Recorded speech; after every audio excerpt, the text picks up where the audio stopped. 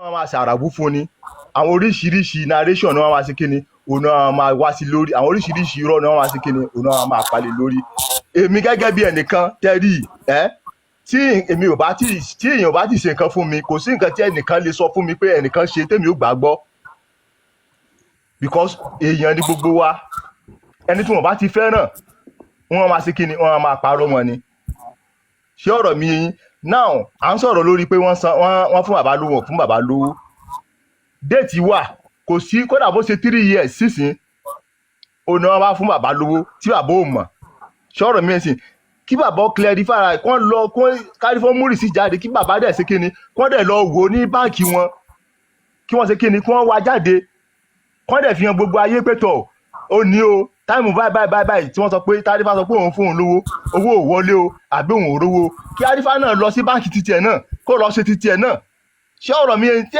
anybody tó bá fẹ́ jà ẹ jẹ́ ká máa jà ká máa ṣe kíni ká máa jà kí á rí i pé ìjà tá à ń jà yìí òdodo là ń ṣe kíni òdodo là ń jà fún kì í ṣe pé ńgbà tá a bá ti bú yàn kan tá a bá ti bú àwọn kan lọ tá a bá ti bú àwọn kan lọ tó ọ̀rọ̀ bá wá jáde tó bá wá ṣe mọ́ wa lórí a ní lè sọ̀rọ̀ mọ́ ṣé ọ̀rọ̀ mi yé mẹ́sìn a ní lè sọ̀rọ̀ mọ́ ẹ̀wọ̀n kan tí wọ́n ṣe fún Mr. Yomi lórí pé wọ́n ní kíní sẹ́ndì bóòdù kọ̀ọ̀rọ̀ àdúrà ó sẹ́ndì fídíò kò sẹ́ndì fídíò ṣé ọ̀rọ̀ mi yé mẹ́sìn lẹ́tà rọ̀ ńgbà tí wọ́n mọ̀ pé àdúrà ló sẹ́ndì fídíò ló sẹ́ndì chat sí wọn kí ni everybody sọ gbogbo àwọn tó ti bú Yomi pé rọ́ ni Yomi ń pa ṣé wọ́n padà wá bẹ̀ Yomi ṣé wọ́n bẹ̀ mọ́. Mr. Isaac ẹni sùúrù ẹgbọ́n mi wọ́n ń bọ̀ ẹni sùúrù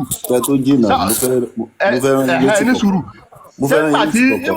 nígbà tí Bukky Jesse tó jáde tó ní lóòótọ́ wọ́n sẹ́ndì fídíò sí Mr. Yomi pé chat yẹn òótọ́ ni pé àdúrà ló sẹ́ndì ẹ̀ ṣé wọ́n padà bẹ̀ Mr. Yomi mọ́ but àwọn tí ò fẹ́ràn Mr. Yomi tí wọ́n ti gbọ́ àràbù wọ́n ṣe kíni wọ́n ti already bú lọ ṣé ọ̀rọ̀ mi yẹn sìn ṣé nǹkan tí mo sọ ṣé ó rí bẹ́ẹ̀ àbí kò rí bẹ́ẹ̀.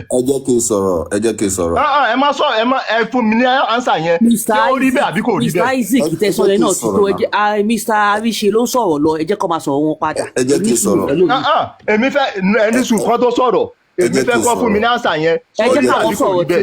ẹ jẹ́ kí wọ́n sọ tí wọ́n máa dá yín lọ. ẹ jẹ́ kó dá mi lóhùn ẹ jẹ́ kó nǹkan tí mo sọ yìí ẹni sùúrù nǹkan tí mo sọ yìí sọ rí bẹ́ẹ̀ àbí kò rí bẹ́ẹ̀. kò sẹ́ni tó fẹ́ dá yín lóhùn ẹ jẹ́ kó sọ topic náà kó lọ́wọ́. tí o bá ti sẹ́ni bọ̀ tó fẹ́ dá mi lóhùn ẹ má bu ẹnì kankan mọ́ tí o bá ti sẹ́ni bọ̀ tó fẹ́ dá mi lóhùn sọ̀rọ̀ mi ẹ má bu àrífà mọ́ ẹnìbọ̀ tó bá ti ní evidence lórí pé àrífà sẹ́ni kan fóun ẹ jẹ́ kó fún yín lé sí kó mú jáde kẹ́bíbọ̀dì lè rí wàhálà tó bá mú jáde èmi gan máa bú àrífà. Mr. Isaac Mr. Isaac ẹ ṣe sùúrù wọ́n fẹ́ dá sí lóhùn kò dá báyìí náà báyìí ṣe ra wa yìí ò dá báyìí ṣe ra wa ní lọ́sìn fọ̀mù bá yìí ò dá. Mr. Isaac ẹ ní sùúrù ẹ jẹ́ kí àríṣe dá yín lóhùn ẹ rest now kí ló dé. ok ẹni pé bàbá ò ti provide evidence pé àwọn tó ń support bàbá blindly ok ṣé evidence tí Arifa provide fún yìí ó ti convince ẹ̀yin àkọ́kọ́ ni ẹlẹ́kejì mi ì fẹ́ lọ bí tẹ́ gbé mi lọ lálẹ́ yìí mi ì drag mi ì fẹ́ ká sọ̀rọ̀ Yomi bọ́ lápẹ́ mẹ́nu lọ́rọ̀ Yomi nínú nọ́mbà wọn àwọn tó drag Yomi Arifa wà nù wọn recently kò sí nǹkan tó ti pẹ́ ọ́díò tí Arifa àti mọ́mí jẹ́ ti jọ ń sọ̀rọ̀ tarifa ti ní Yomi lọ fọ́jú gbà. ṣebí wọ́n parọ́ fóun náà ni sóun náà padà wá apologize. báwo lẹ ṣe mọ̀ pé parọ́ fún. ok sẹ́kọ̀ apologize. sẹ́kọ̀ náà padà apologize sí Yomi. èmi fẹ́ ẹ jẹ́ kí n sọ̀rọ̀ náà ẹ jẹ́ kí n sọ̀rọ̀ ẹ ti sọ ti yé tán. ṣé irọ́ ni o pa ni sẹ́kọ̀ náà padà apologize sí Yomi ṣebí irọ́ náà ni wọ́n pamọ́ fóun náà tóun náà tẹ̀lé wọn. ẹ jẹ́ kí n sọ̀rọ̀ náà ẹ jẹ́ kí n sọ̀rọ̀ Arifa tó apologize kò ṣe pé dédé apologize ìta gbagba mo ti sọ àti jẹ àti mu ló jẹ́ kárífà apologize àwọn tó ń fọ́ǹdì Arifa náà ní pé ibi tá a fẹ́ kó lọ. so that means pé Arifa ń gbó lọ Yomi nìyẹn ẹni sùúrù that means pé ẹ tún fún allegation yẹn pé Arifa ń tún gbó lọ Yomi. ẹ jẹ́ kí n sọ̀rọ̀ ọkùnrin ní àwọn. ṣe rí àwa Yorùbá burú o. àwọn tó ń fún Arifa lówó àwọn tó ń fún Arifa lówó ẹ máa pẹ́pẹ́. àwọn tó ń fún Arifa lówó àwọn tó ń fárífà lówó àtijọ́ àti mú àìfẹ́ ṣiṣẹ́ ló ń dààmú Arifa àwọn tó ń fún Arifa lówó lójú support Yomi àwọn náà pàṣẹ fún pé Yomi má bù mọ́ lọ support ẹ̀ ló fi apologize.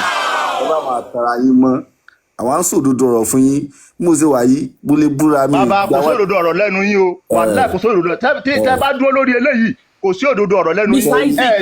Isaac kò sí òdodo ọ̀rọ̀ lẹ́nu yín. ṣé kí gbogbo wa bọ́lẹ̀ lórí panel mistake kọ́ máa dá sọ̀rọ̀ Mr. Isaac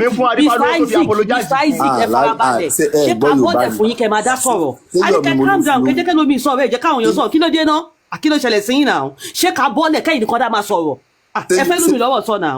ṣé Yomi ló fárífá lówó ni Yomi kọ́ mo ló fún lówó náà àwọn ìyá tó ń fárífá lówó náà ní kó máa sọ̀pọ́tì Yomi àrífò ní ìtẹ́sán àti sọ̀pọ́tì Yomi tẹ́lẹ̀ èmi àti ẹ̀dẹ̀ ti jọ engage ní péjì bíntín ní last week ó dẹ̀ ní pé nǹkan tí mi bá rí kí n mọ̀ sọ nǹkan táwa rí làwa sọ fún yín ọ̀sẹ̀ kò rú kan lárífá ní òun ti lólò ti dé òun ti wá sọ̀pọ́tì Yomi àtijọ́ àti mú àìfẹ́ ṣiṣẹ́ kọkùnrin máa fẹ́ ṣiṣẹ́ ló ń dààmú àrífá ló ń sẹ́ndì owó sí bàbá níbo lárífá ló ti ń rówó àrífá tó ń wọ dm ó tún wọ débi dm ọba arọ tó ń tọrọ owó ló lóun fún bàbá lówó nǹkan tí bàbá ṣe sọ pé last person tó lè fóun lówó àrífá ni because àbá mọ̀ pé kò lówó tó lè fóun so kí ló dẹ̀ máa ń tẹ̀yìn yẹn máa ń support irọ́ náà á dẹ̀ máa solúdọ̀ ọ̀rọ̀ fún bàbá mo ṣe tún bẹ́lẹ̀ wètò ẹni àrífà nínú owó àpò àrífà àbí owó tó ń jíṣẹ́ fún. èmi ò mọ ọ nínú owó àpò òun àsárígbá lówó tó lè fún bàbá ni àtijọ́ àti múra àrífà ń bá káàkiri fáàtì lèmi sọ fún yín. ní pé ẹ̀ẹ́dẹ̀ múra á sòdodo ọ̀rọ̀ fún yín àwọn ò ní sọ́pọ́tì yẹn ká lè sọ̀rọ̀ ká láàsọ bẹ́ẹ̀ mọ́ mo ti engage àrífà ní péjì bíntín ní last week mo sọ fún un mo ní Yomi tó sọ pé òun sọpọ́tì lọ́sẹ̀ kò rù kàn yìí àwọn ìyá tó ń tẹ̀lé náà àwọn ìyá tó ń fẹ́ ní àwọn sọpọ́tì Yomi kò wá látọ̀kẹ́ ẹ má jà ká máa parọ́ fún ara mọ́ náà tẹ bá ní ẹ nífẹ̀ẹ́ àrífà ni ẹ má nífẹ̀ẹ́ bọ́ òdodo ọ̀rọ̀ ò lè délẹ̀ ká máa sọ. everybody lèmi nífẹ̀ẹ́ nínú justice for Mohbad yìí sọ̀rọ̀ mi kò sí anybody ẹ̀yin tó bá kò sí anybody ẹjọ́ ẹ má ṣòṣì lọ́dọ̀ bàbá ẹ ti bàbá lẹ̀ ó lọ́mọ ẹ. sọ̀rọ̀ mi ẹ̀sìn kò sí anybody tí mo sọ pé ó ṣe kí ni ó ṣe nǹkan tí ò dáa fún mi because mi ò mọ anybody yìí justice for Mohbad mo bá wá sínú platform yìí sọ̀rọ̀ mi ẹ̀sìn kò dáa ká máa tara kò wá sẹ́ni tó lọ ń bá bàbá àwọn gúúpù yín gangan lẹ̀ ń pull bàbá sínú dragon ẹ̀yin fúnra yín lẹ̀ ń pull bàbá sínú dragon I'm telling you kò dáa ká máa tara wá ẹ̀yin lẹ̀ ń pull bàbá sínú dragon ẹ̀yin lẹ̀ ń pull bàbá sínú dragon ẹ̀yin fúnra yín lẹ̀ ń pull bàbá sínú dragon ẹ̀yin ní kẹ́ lọ sinmi ẹ̀yin ní kẹ́ lọ sinmi kẹ́ lọ ọmọ yàn lẹ́kẹ̀jẹ́ kọ́ fi ọkọ̀ fún wa. kẹ́ lọ resolve issue yín. because ojoojúmọ́ lẹ̀ ń wá owó yẹn dùn mọ́ yín ó sì tán fún yín egbére owó tó ń kó lẹ́yìn lọ́wọ́ tẹ́lẹ̀ ọmọ náà sì tó ní $2 lọ́wọ́ gbogbo iṣẹ́ tó ti ṣe nínú justice for Mohbad ṣé tí kò bá I ṣiṣẹ́ don't care they all birds of the same feathers ẹ fi ọwọ́ tí yàn kò lẹ̀. bá ṣiṣẹ́ ṣé birds of the same feather àbí àbúlówó Naimoni òyìnbó jáde ní last week Naimoni òyìnbó jáde ní last week same thing tó sọ fún wọn náà nìyẹn tọ́ni tó bá fẹ́ belongs to the family kí lẹ̀ ń ṣe group fún kí lẹ̀ ń lọ ní behind fún justice for Mohbad là ń fẹ́ kò ṣe justice for baba ẹ̀yin lẹ̀ ń pull baba ẹ̀ sóbi market ẹ̀yin ní everyday ẹ máa pull out picture àwọn èèyàn keep dragging people ẹ̀yin fúnra yín ni baba fúnlẹ̀ tí ní kẹfì òun sílẹ̀ wọn ràn yín níṣẹ́ bọ̀ kí ni ìfẹ́ owó ìfẹ́ owó ni tẹ́ bá ti nífẹ̀ẹ́ owó tẹ́ ti nífẹ̀ẹ́ owó ju ẹlẹ́dàá ara yín lọ kò sí kò tẹ́ fi ní fi ṣe fún wọn ìṣẹ̀lẹ̀ ní ìṣẹ̀lẹ̀ owó ni àgbàdo ẹ̀yin lówó jọ lójú ẹ̀yin ní kẹfì baba sílẹ̀ kẹjẹ́ kí baba rí ayé bí kó fi nù nǹkan tọ̀hún ẹ̀ fílẹ̀ fún kẹjẹ́ kó fi ilé ayé kó fi wájọ́ sí ọmọ kẹjẹ́ kúlù bàbá ní bàbá ẹ má lé wọn ní bàbá ẹ yẹ fún lómi mú kẹ ẹ má tún ní kó wá yàgbẹ́ ẹ má fún lómi ẹ má fún lómi jẹjẹ tún má fún lókun ìgbẹ́ ọtẹ sí ní ìgbẹ́ta nìyẹn pẹ̀lú $5 million tẹ fún ẹ fún yàn ló jẹjẹ ẹ tún fún lókun ìgbẹ́ kó lọ yàgbẹ́. bàbá ẹ ní owó ẹ wo Mr. Lati bàbá ní bàbá lẹ bàbá was not like that he was not like that ẹ̀yin lẹ fẹ́ bàbá ṣé wọn ò ní títí bàbá yẹn ṣubú bàbá sílẹ̀ àràbù kí ló ṣe àìsàn fún ọ̀fà tó lé ní bàbá sílẹ̀ kí ló ṣẹlẹ̀ sí yín náà. you are all bed of the same bed you are all bed of the same bed. bàbá yẹn ní strong supporter òun ló jẹ́ kí Mr. Lati ó sì dúró sórí àwọn ará Nàìjíríà ni wọ́n máa ń ṣe bí tọ́ máa ń wò tó máa ń ṣe gbogbo ọlọ́tàn pa fáwọn èèyàn A lot of them are doing better than you guys. A lot of them are doing better than you guys. Ẹ fi bàbá lọ́rùn lẹ̀ gbogbo nǹkan kàṣà lọ́rọ̀ please. Ẹ fi bàbá sílẹ̀ kẹ́jẹ́ kí bàbá kọ́rẹ́ mi fi ṣe justice ọmọ ẹ̀. Ẹyẹ jù sínú gbá, ẹ̀yin lẹ́ jù sínú gbá. Ẹ̀yin lẹ́ jù bàbá yẹn sínú gbá. Ẹ fi àwọn èèyàn sílẹ̀ lọ. Ẹ ṣe ìwá sínú justice everybody ṣe ìwá sínú justice. Àánú ara ẹ̀dẹ̀já ló máa ń ṣe mí because àwọn ọlọ́run yín pé torí pé Ọlọ́run ti fi adédè yín lórí pé wà ní London ẹ̀ wà l'Amẹ́ríkà.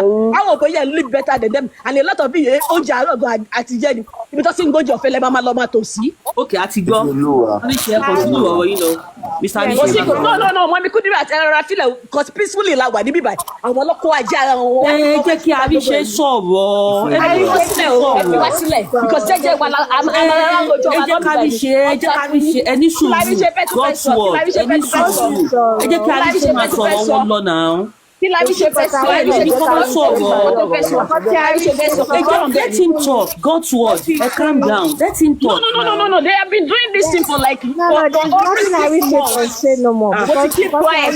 This same dog that she call herself Toyin, Irish first lady. Ọ̀dọ̀ yín láti ṣe open camera. Ọ̀dọ̀ yín láti ṣe gbogbo orí burúkú yìí. Àtàwọn bó ṣe ń jump kiri lórí platform lánàá. Ọlọ́run yẹ lánàá ni mo wà ní ṣe lánàá because I wanna really give it to you. Ọlọ́dẹ tí mo bá padà wá gbàdé mi. Ọlọ́run tún ti ní mo wá jí ìyẹn dé ni. Ló tún yí padà wá bá mi lórí bàbá yanu platform. Kí ló dé gan-an? Ẹ fọ àwọn èèyàn lẹ́sẹ̀ ọ̀nà ẹ fẹ́ máa kọ́ àwọn èèyàn láyà jẹ́ sókè ẹ̀yà wèrè ni. Ẹ̀yà wèrè ni. Who are you guys? Ẹ continue. Ó yẹ ẹ jẹ́ ká Anisha máa sọ̀rọ̀ tó ń sọ̀rọ̀. Tani ajá yín tí ò lókun lọ́rùn. Ok, ẹ jẹ́ kí Anisha continue. Èyí ò ní ìdíkọ́tọ̀ láti pògùn fún yẹn. Mi fún wa mi ni mo máa kọ̀gì fún yín tẹ́ máa mú lọ sí pharmacist tó máa fún yín. Enough is enough. Leave people alone in injustice. Ẹ fi àwọn èèyàn sílẹ̀ kẹ́yẹ́ drag àwọn èèyàn. Ẹ fi àwọn èèyàn sílẹ̀. Ẹ bá fẹ́ ṣépè ẹgbẹ́ ọmọ yín làwọn kẹbẹ̀ látàrọ̀ dalẹ̀ kẹ́ máa ṣépè fún ọ lórí. Very useless me. Kò dá okay kọ́ máa búlì bàbá ẹ̀ just like that kọ́ máa kọ́ bọ́ bàbá ẹ̀. Ìmọ̀lẹ̀ mi ò ní kọ́ máa búlì bàbá àwọn ló ń gbé bàbá sómi gbá nǹkan tí bàbá ṣe lálẹ́ yìí is totally wrong.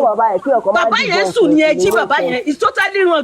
Even begging tó ló kéré èmi ti gbọ́ ọ̀rọ̀ yìí látara begging tó kéré gan sọ fún bàbá pé kọ́ lọ bí àrífà nǹkan tó ṣe láwọn èèwọ̀n láìkẹ́. There is a day tọ́tọ́ wọn ti jọ lọ sínú kiri tí wọ́n náà wọ̀n jẹun. So ẹ jẹ́ kọ́kọ́ rẹ̀ tí ẹ jẹ́ kọ́ sí kọ́tọ́ ní bàbá ṣe ò dání but why you guys come here yín lè fi bàbá yẹn sómi gbá gangan. Leave this man alone. He's old enough. If you're 18, but hey, DJ come here. 100 justice over 2 years. And lọ back and forth because I fẹ́ kó wọ́n yẹn tán. Ẹ káà ní ìdíjọ́ tí ìmú lọ́wọ́ ni. Àwọn ọlọ́pàá tẹ́ kẹ fún ní. Ọlọ́pàá wo lọ fẹ́ mú nígbà tó lọ sọ́dọ̀ lọ́pàá kò ṣe pé débi bá ń kọ́ lọ jẹun lè wọ́n lọ fẹ́ ṣe tó tẹ̀ lọ́wọ́ kó wáyé lọ́rùn. Full of jealous ni ẹ ti wà too full of jealous. Gbogbo nǹkan tí a ń ṣe yìí gbogbo nǹkan tí wọ́n ń ṣe yìí àràbù ni wọ́n ń ṣe àwọn gangan ni wọ́n ṣe kí ni wọ́n fa àbá ìsí dragi. Your enemy cannot be my enemy. Àwọn ni wọ́n fa àbá sí dragi. Ṣé okay now I came by myself. Why do I have to make people my enemy because they are your enemy? Ṣé ọ̀rọ̀ Arífá sóun ló jẹ àbálógún ni àbí ọ̀rọ̀ Justice for Mohbad? I think they are bed of the same father because stop bullying people. Wùmí ti sọ̀rọ̀ ó ti throw bàbá under the bus ó ti throw bàbá under the bus. Ẹ pé àbájáde lórí platform. Wọ́n kọ́ mi pé Arífá ṣe kìíní kan kìíní. I don't have no friends. That's why nítorí Arífá lẹ́ fi pé àbájáde pé kó wá defend Arífá. I don't have bloody friends. If they bá ti kúrò ẹni lọ́rẹ́ kí Wùmí ti sọ̀rọ̀ bàbá. Ẹ pé àbájáde lórí platform kó wá defend Wùmí. Wùmí máa padà fún ẹ ó máa kọ́ pé olóṣù ọ̀lẹ́ yìí náà bá ti ọ̀dà bàbá ti di gbogbo kan tó ń sọ bàbá ti di gbogbo gbogbo tí Wùmí sọ ṣé bàbá ti wá sí bàbá ti defend gbogbo ẹ̀ náà ṣé yóò sí olè yìí wà nígbà wo ni bàbá ti bàbá ti di bọ́ǹkì ó ti di bọ́ǹkì nígbà wo ni bàbá ti defend gbogbo ẹ̀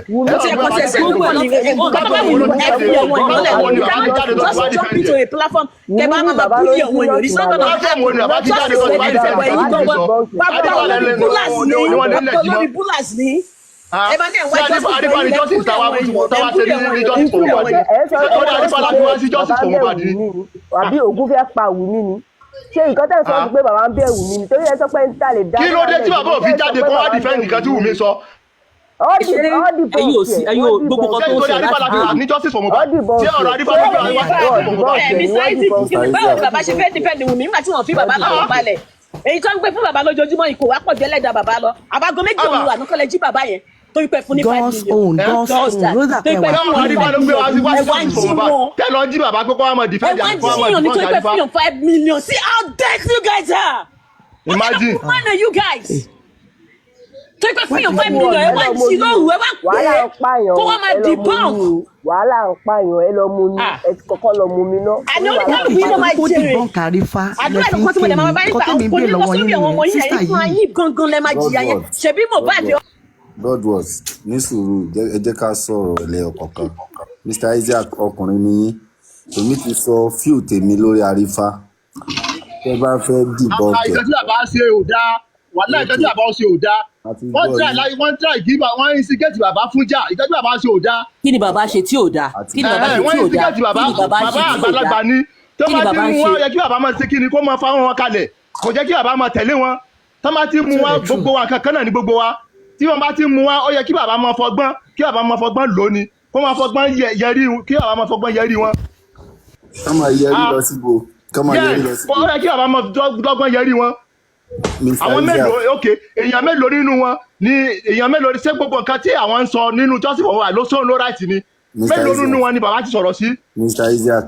Isaac. ẹ jẹ́ ká máa sọ èyí tó jẹ́ òótọ́ ọ̀rọ̀ náà mélòó nínú àwọn tí àwọn avengers kankan mélòó nínú wọn ni bàbá ti sọ̀rọ̀ sí. kò sóòótọ́ sẹ́rí problem tó kàn wá ń bẹ̀ sẹ́rí àwọn míì wà tó pé ẹni sùúrù àwọn míì wà tó pé. ìjà oníjà ni gbogbo yín jà ìjà oníjà ni gbogbo yín jà ẹni sùúrù ìjà oníjà ni gbogbo yín jà ẹ ní concrete evidence lórí Arifa ìjà oníjà ni gbogbo yín jà. ẹ jẹ́ kí n sọ̀rọ̀ sẹ́rí àwọn kan wà tó pé. kí ló dé jẹ́ kẹ́lómi náà sọ̀rọ̀ ṣé ká bọ́lẹ̀ fún yín kẹ́yìn nìkan dá máa sọ̀rọ̀ ni kí ló ṣẹlẹ̀ náà.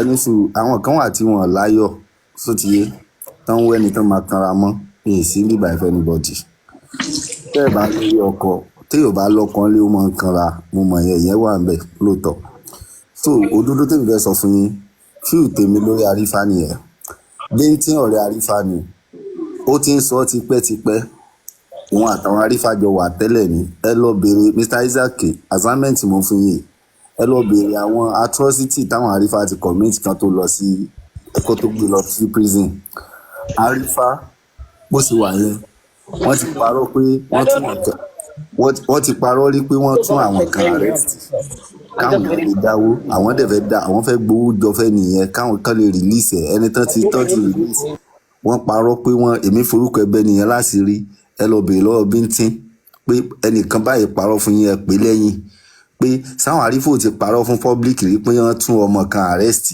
àwọn fẹ́ gbowó táwọn yẹn dáwó jọ fún wọn àkọ́kọ́ nìyẹn sẹ́rí èmi o nǹkan tí mo máa ń ṣe lórí justice for Mohbad ọlọ́mọ àfi dá mi lẹ́jọ́ tí wọ́n bá ń kanra sí ẹni sùúrù Mr. Arise sẹ́yìn ò parọ́ rí ẹni sùúrù ṣé ẹ̀yin gangan fún ara yín ṣé ẹ̀ parọ́ rí tẹ́ ẹ̀ bá ti parọ́ rí ẹ̀ kàtígẹ́tì Arifa tẹ́ ẹ bá mọ̀ pé ní àtijọ́ tí bàbá yìí ti bí yín àti ìyá yìí ti bí yín ẹ̀ parọ́ rí sọ̀rọ̀ mi rẹ̀ǹtì tẹ́yìn ò bá parọ́ rí àwọn tá a jẹ́ èèyàn tí ẹ̀jẹ̀ tó rìn lára wa tẹ́yìn ò bá parọ́ rí ẹ kàtígẹ́tì Arifa. ẹ máa create enemy sórí ara yín ẹ máa create enemy sórí ara yín. ẹ sọ pé èèyàn kan sọ báyìí èèyàn kan sọ báyìí èèyàn kan sọ báyìí. You don't choose another people's enemy. Your enemy can never be my enemy's friend. kò sẹ́nibọ̀dì tó wà ní nílé ayé tí Ọlọ́run dá tó wà sent. That's not kò good. sẹ́nibọ̀dì tí Ọlọ́run dá nílé ayé yìí tó ṣe kí ni tó jẹ́ sent. Mr. Isaac. Ọlọ́run nìkan ló mọ̀ ẹ jẹ́ kí n sọ fún yín tẹ́ ẹ bá mọ̀ lónìí Ọlọ́run nìkan tó bá jẹ́ ibìkan wọ́n ti ṣe 70 million tán náà dá sínú GoFundMe tí wọ́n dá padà Ọlọ́run nìkan ló mọ̀ ẹ sì fẹ́ àwọn ènìyàn dẹ́nu máa kú ni because ẹ fẹ́ káwọn yẹn sọ tó tọ́ ẹ fẹ́ káwọn yẹn sọ the blue card àwọn kan gbà wọ́n tó ṣe dáàgì wọn ni àwọn kan gbowó ṣe dáàgì wọn ni. circle ẹ lọ lórí circle every time. àbí àwọn tó gbé wọn ní ọjọ́ sí fọmọ bàdí àwọn kan gbà mọ́tò ṣe dáàgì wọn ni. ẹsùn kẹrù ní ara yín lálẹ́ ẹsùn kẹrù ní ara yín because I know this is after 1 in Nigeria ẹsùn ẹ̀yin tẹ̀dẹ̀ wà lamẹ́ríkà tó yìí get after 7 after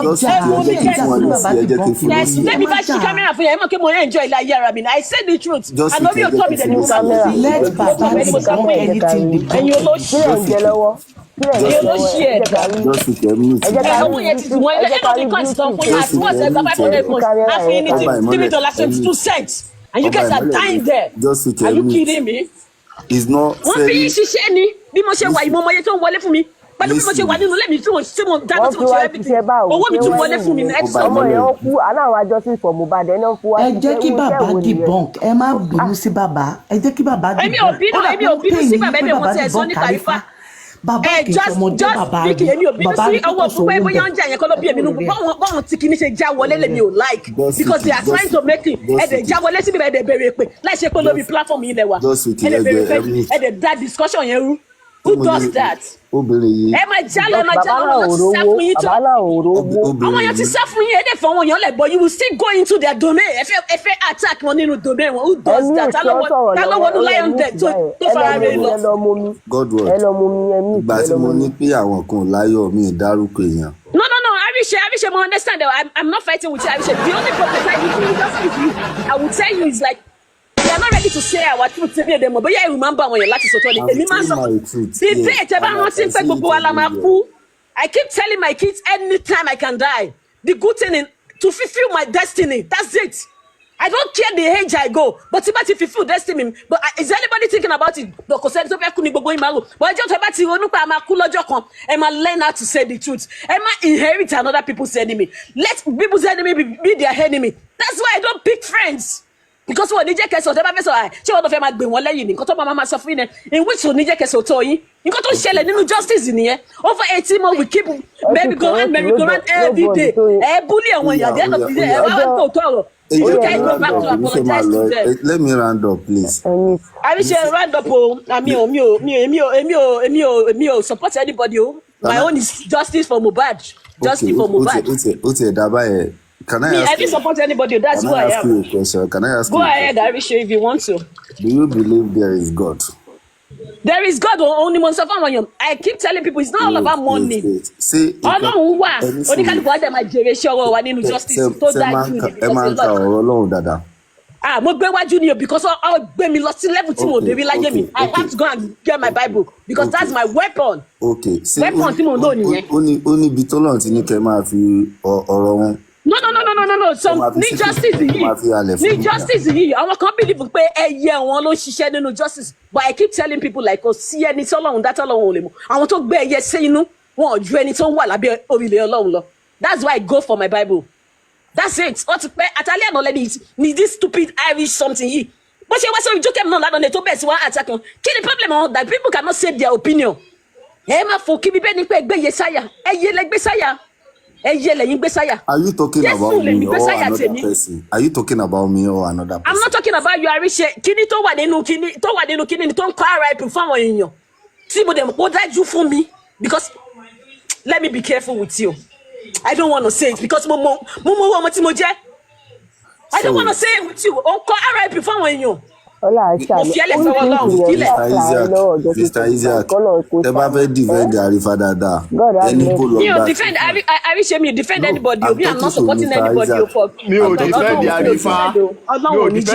Mi ń sọ̀rọ̀ sí generally. Everybody wọn láwọn nǹkan tó ní kálukú Generally mo sọ̀rọ̀ mi ò defend Arifa. We are all Arifa. bed of the same bed. Because we are not sent. All of us we are not sent. Ọlọ́run ti ń destroy ìwọlé kankan. All of us we are not sent. I'm not defending anybody. Gbogbo wa pátá ọ̀nà nígbẹ́ nídìí wa. Ó yẹ sọ́ọ́rẹ́ tó bá jẹ́ pé tí ọ̀pọ̀ wà ní jáde ọ̀nà àwọn èèyàn kékeré ọ̀nà àwọn èèyàn ganu sí. This is just after 7. Sọ̀rọ̀ mi yẹn ti ọ̀nà àwọn èèyàn ganu sí. ẹ jẹ́ káwọn máa gbìjà oníjà. Ìjà oníjà ni wọ́n ń jà lórí justice for mohbad. ẹ jẹ́ káwọn ẹlòmíì náà sọ̀rọ̀. Gbogbo ẹ̀yẹn á la ó máa gbóná lórí TikTok. Obìnrin tó lè ṣiṣẹ́. You need to come and see the way I work. Jẹ́ kẹ́mi kan receipt mi jáde fún iye tẹ́mi ti filẹ̀ nínú justice. Jẹ́ kó receipt mi jáde fún it's over $1 million. Gbàgbé ẹ̀. Gbàgbé ẹ̀. Gbogbo ni mo ṣe stop. Because owó yẹn ti wojú gbogbo yín. Ẹ fẹ́ ṣiṣẹ́ mọ́. Ẹ jọ̀ọ́ tó lọ́wọ́ madam. Kẹ́ni kan tó ṣẹlẹ̀ yìí. In fact, tí bá ní kí n wò ó, tẹ bá fẹ́ fojú núwà àtọ́jú ta wò. Ṣẹ̀rí bàbá tọ́mọ ẹ̀ kú. Bàbá kọ́ ló yẹ kọ́ wá jáde kọ́ máa dìbọn Arifa bẹ́yẹn bọ́ ní pé ẹ máa gbọ́ ẹni sùúrù. Ní bàbá jókòó lulẹ̀ kọ́ máa pa ẹni gbogbo nǹkan tó bá sọ fún bàbá lórí ọ̀rọ̀ tó wà nílẹ̀ yìí ẹni tó bá involve owó rárá bàbá ò ní right that's why I come out. Bàbá gangan ló fún Bukky Jesse ní liver gbogbo nǹkan tó ṣẹlẹ̀ yìí tí Bukky Jesse fi bú gbogbo àwọn èèyàn bẹ́yẹn. Gbogbo àwọn Arifa yìí Bukky Jesse Arifa náà ti try nínú justice for mohbad gbogbo àtọ́jọ́ ń pín tọ́jọ́ ń pa tí o gbọ́n tí tarifa mú gbogbo ẹ̀ lẹ́ẹ̀ fún wa tá à ń support tá à ń ṣe kinní kan ọjọ́ pẹ̀lú náà ni. ẹni sùúrù ẹni tẹ́ ń gbà gbàdúrà ní tarifa ti tẹ̀lé yọ̀ mí gbogbo eléyìí ò gbọdọ̀ sí justice ní gbogbo wa ń wá kò sí kan tó kọ̀ wá pẹ̀lú owó kan. ní tí àrífà jẹ́ gbà ẹ ni kò jẹ́ àwa gbà ẹ torí àti mọ̀ pé wọ́n ló pa àgbàlagbà ni bàbá kò jẹ́ kọ́ àwa ti mọ̀ pé wọ́n la àrífà ń pa gbà yẹn ẹ má sọ yẹn fáwa. nígbà tó ti lọ jí bàbá láàárọ̀ kùtùkùtù tó ti lọ ń kí bàbá ṣe gbẹ. ẹ̀yin wo lẹ́mọ̀ pa irọ́ la nípa oṣù mélòó ló wà nígbà náà ẹ sọ pé mọ̀ pé àrífà irọ́ ló pa oṣù mélòó ó lápẹ́ ẹ̀sẹ̀ jọ́ni jọ́sìn fọmọ oṣù mélòó nígbà táwọn àrífà wà oṣù mélòó ló wà nígbà náà. ṣe ok irọ́ kọ́ ló ń pa ló lọ́ọ́ bá ẹ̀sẹ̀ jọ́ni jọ́sìn fọmọ bá di. ṣé àrífà nìkan ló ń gbogbo ìgbà náà ṣe bí ibẹ̀ làwọn èèyàn máa lọ ganu sí oṣù mélòó ló wà nígbà náà. àníró ẹ̀yin tẹ kúrò rẹ̀ jẹ́ gbà àrífà nìkan ló parọ́ nínú justice for bó Mohbad. lárífà sì lè máa sọ pé pí ọba pé òwò ẹ̀yin náà dẹ̀ gbàgbọ́ àgbàlagbà ní náà ẹ jẹ́ ká máa lò lákàyè. àríṣe ṣó mọ̀ pé Perkins tí bàbá ń sọ láàárọ̀ yìí Perkins fún ẹ àárọ̀ lèmi ti gbọ́rọ̀ yìí o that was around 2 a.m. ní US níbí báyìí tí Perkins bọ́sítà tí Perkins sọ pé ṣe lọ́yẹ̀ kí bàbá lọ bẹ̀ àrífà pé there is a day òun àrífà àti bàbá àwọn ò ní jẹ́ wọn lọ sínú inquest táwọn ọjọ́ máa sábẹ́ pé ẹ jẹ́ ká máa lọ́kọ̀ kẹ́ máa lọ́kọ̀ pé kí bàbá ṣe ń kọ bẹ́ẹ̀ tí ọmọ kékeré bá wù lè sọ bẹ́ẹ̀ kí wá lọ́wọ́ ṣe àwọn àgbàlagbà táwọn jẹ́ káwa náà lè sọ pé kò tí bàbá ṣe yẹn ò dáa. bàbá èlì Perkins ni. I'm not supporting any one of them o but it's not good àwọn people yìí ló ń drag bàbá kí ni nǹkan tó wà bẹ́ẹ̀ because you gave him 5 million. ẹ fún yàn 5 million ẹ wá ní ìṣòro bẹ́ẹ̀ tó sọ pé mo ṣẹ̀ṣẹ̀ máa ń sùn mà ní why don't you just tell me ọbẹ̀ padà sí náà lẹ pariwo kí lẹ wá ṣe bí so àwọn ọmọ kọkọ máa lọ ní kọkọ yìí náà kí bàbá yẹn máa wà no because it's not good ọgbẹ yìí lẹ má sọ kọkọ máa lọ ẹ ń ṣiṣẹ́ fún yàn kan ní àwọn kan náà kówó fún ẹ jẹ́ pé ó ń sọ òótọ́ ó dẹ̀ ń sọ òótọ́ ẹ̀ ó ń sọ òótọ́ ẹ̀ ó ń sọ ọkọ tó ṣẹlẹ̀ ó ń sọ bá ṣe lè rí jọ́sìn ní baba náà. Mr. Eric nǹkan tó ń ṣe lọ́wọ́ nìyẹn o làwọn ajá yìí bá wọlé dé o lọ́ba bẹ̀rẹ̀ pé o nǹkan tí baba náà yìí ṣe lọ́wọ́ ni baba náà yìí tún àyàtí káàmọ́ èèyàn dá pé ká look into it ni o làwọn ajá yìí dé o lọ́bẹ̀rẹ̀ pé. Mr. Eric Godward ẹni sùúrù ẹ jẹ́ kí fún Mr. Eric lè ẹ sọ yín ẹ má bínú jẹ́. Mr. Eric ó fẹ́ kí sẹ́rí arífáàní kankan ló wà ní justice for Mohbad kò rẹ̀ lè jẹ́ òní àná kò í sẹ̀ lórí alábàáwọn gẹ́gẹ́ báwọn èèyàn ṣe máa ń pòwe sẹ́rí arífá ó máa ń kọ́ sí problem àwọn máa sòdodo fún yín mo sọ̀rọ̀ lẹ́ẹ̀kan Mr. Isaac sáré ó dá mọ́ mi lẹ́nu èmi ò kí ń salábòsí ẹ̀dá tá a bá ní pé èèyàn ṣàbúrú ó ṣàbúrú ayé aburú ọ̀tọ̀ àmọ́ ò wá lè torí pé àwọn èèyàn ti bìlífù lórí ẹ̀ kó wá máa fi ẹni tó ṣàbúrú ẹ̀ parọ́ fáwọn èèyàn àtìgbà tí arífá ti parí tó ti ń sọ pé kí ọba pé òun rí mọ́tò pé ọba níbì kan èmi ti padà mo ti mọ̀ pé rọ́ ló pa so tẹ́yìn bá gbàgbọ́ ń gbà yẹn ọlá àpẹẹrẹ ti bìlífù lórí ẹjọ èmi ò kí ń gbé gbọkànlé. ẹ ṣe gan ni ẹ ṣe Bukky Jesse yìí kò sọ pé àbá ló lọ mọ kékeré sẹ́yìn náà pa aráńgbò gbà yẹn kí lẹ ẹ má máa wà bàyà. ẹ ti wá kàn fún àkóbá kan lónìí ṣé ti ṣe díẹ̀ ni Mr. Eric ṣé ti ṣe díẹ̀ ni. wọ́n ṣe díẹ̀ nígbà yẹn ló fi pariwo pé òun lónìí. àlàyé ìbéèrè tí mo gbé ìdá mi lò ṣé ti ṣe díẹ̀ ni. èèyàn bíi méjì ló sọ pé ó lọ mọ ro nǹkan tí yẹn sọ ń gbà yẹn. wọ́n ti ṣe díẹ̀ ni. kí ló jẹ́ arífàṣẹ yìí ni kí ló. ọmọ gan gbogbo èèyàn ló ń jọ kí ló dé Spendi ló tún jọ ń sìn ó fi eyín jọ àyà sọ́rí o ó fi eyín jọ àyà ó fojú jọ Spendi gbogbo èèyàn ló ń jọ náà ọmọ gan gbogbo èèyàn ló ń jọ kọ́lọ̀ kó ṣàlùlì àwọn bàbá bébì báyìí. Mr. Eric sẹ́rí ẹ má máa sọ pé ibi tó bá ti ń lẹ́nì kò sí dáadáa ẹja máa sòdodo ọ̀rọ̀ tẹ́ ẹ̀ bá gba nǹkan tí bàbá ń ṣe kò mí pé ẹ lè sòdodo bàbá máa ẹ máa gbọ́ mi sọ pé ìgbà kan tí bàbá ṣe ẹni sùúrù ẹni wò. what I'm saying ni pé ẹ̀yin ilé wa jà fún wọn sí kí la rí fá gangan tó ti yé yín sí àwọn kan wà bẹ́ẹ̀ náà àwọn wẹ́sọ̀ ìdárúkọ gba àwọn yẹn wọ́n kẹjọ bẹ̀rẹ̀ kiri yìí ni àwọn tó kówó jẹ wáyé tó jẹ́ parí fáànì kan lẹ́ wáyé tó jẹ́ parí fáànì kan lẹ́ bisari ṣe mo ní question kan fún èyí náà sìn tí bàbá wá sí láì ẹ̀gbọ́n pàtó bẹ́ẹ̀ kí ní bàbá ṣe pé àwọn náà tó kù bàbá yìí. no ẹbí mi lò ṣé Westo ṣé kò jẹ́wọ́ nínú justice for Mohbad yìí. kò sí ṣé mo kó fún Westo ni. no sẹ́yìn kó fún Arífá tẹ́fìn tàgì Arífá. owó da Arífá àti bàbá pọ̀ ní bàbá sí.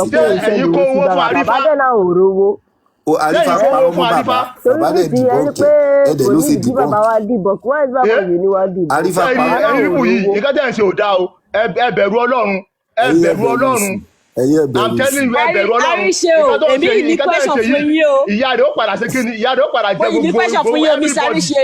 tó ń ṣe So, kíni life tí tí wọn ò bàbá ṣe ti wá dáadáa nínú lẹ́nu justice náà. for moral ẹ máa mú àwọn ẹnìkan sọ́wọ́ ẹ dẹ̀ máa fọwọ́ ra àwọn ẹnìkan lórí Mr. Àríṣe o. sọ̀rọ̀ mi ẹ mú àwọn ẹnìkan lẹ́nu ẹ dẹ̀ máa fọwọ́ ra àwọn ẹnìkan lórí kò dáa o kò Mr. kẹ́kẹ́ yóò dáa.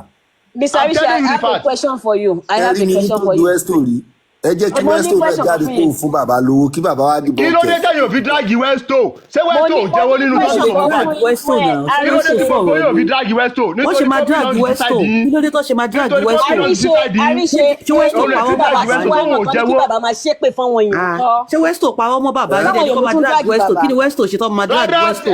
bàbá ṣe pè sí ìlú ẹjọ́. ṣé òun náà ò jẹ́wọ́ sí ẹ sí ló ń lé bàbá lé nígbà tí bẹ́ẹ̀ dà ní bàbá ṣe ṣé ò ní ẹ gbọ́ àbí ẹ lọ gbọ́ yẹn náà. ṣé wọ́n lè lẹ́sìn parí fásẹ́lẹ̀ ṣé Westo náà ṣe kò jẹ́wọ́ kí ló tẹ̀ fi pé Westo náà ló lè. àdúrà tèmi dẹ̀ ní pé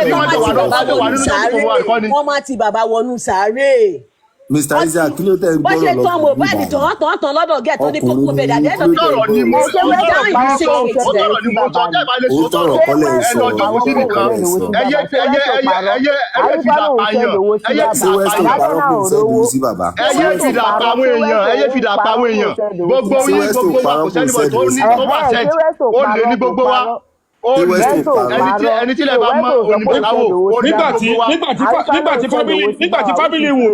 nígbà tí fámìlì Wùmí tó ń kọ́wọ́ Mohbad tó ń ṣe mọ́kùmọ́kù bàbá àjáde kọ́ bẹ̀rẹ̀ sí ń jà fọwọ́ ọmọ ẹ̀ nígbà tó ọmọ ẹ̀ ṣì wà láyé.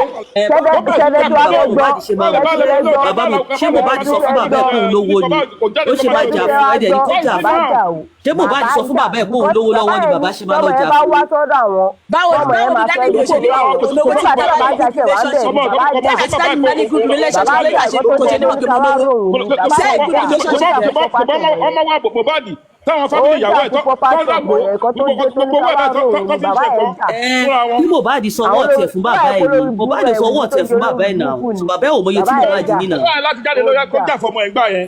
bàbá jà ó jà tó fẹ́ jà pa ni Mr. Eric tó fẹ́ jà pa ni táwọn ọlọ́pàá dá wọn lóhùn ni ọba ìmọ̀lẹ̀ ẹni sùn táwọn ọlọ́pàá dá wọn lóhùn ni ṣé lè dáwọ́ ẹ̀ ni ẹni sùn ẹ̀rẹ̀ ní kò jà kò jà ẹ̀ ṣé kò jà kò jà ẹ̀rẹ̀ ní kò jà kò ṣe lè dáwọ́ ẹ̀ ni. yíyà mí lẹ́nu.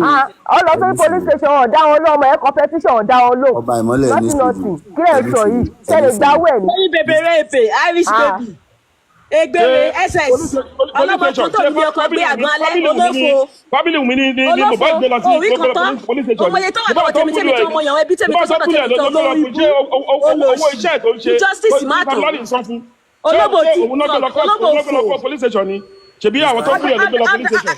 ayé kọ́ máa dánwó fún ẹ ló ti wá ọ̀dà fún ẹ lórí Facebook ò rí fi ṣòwò.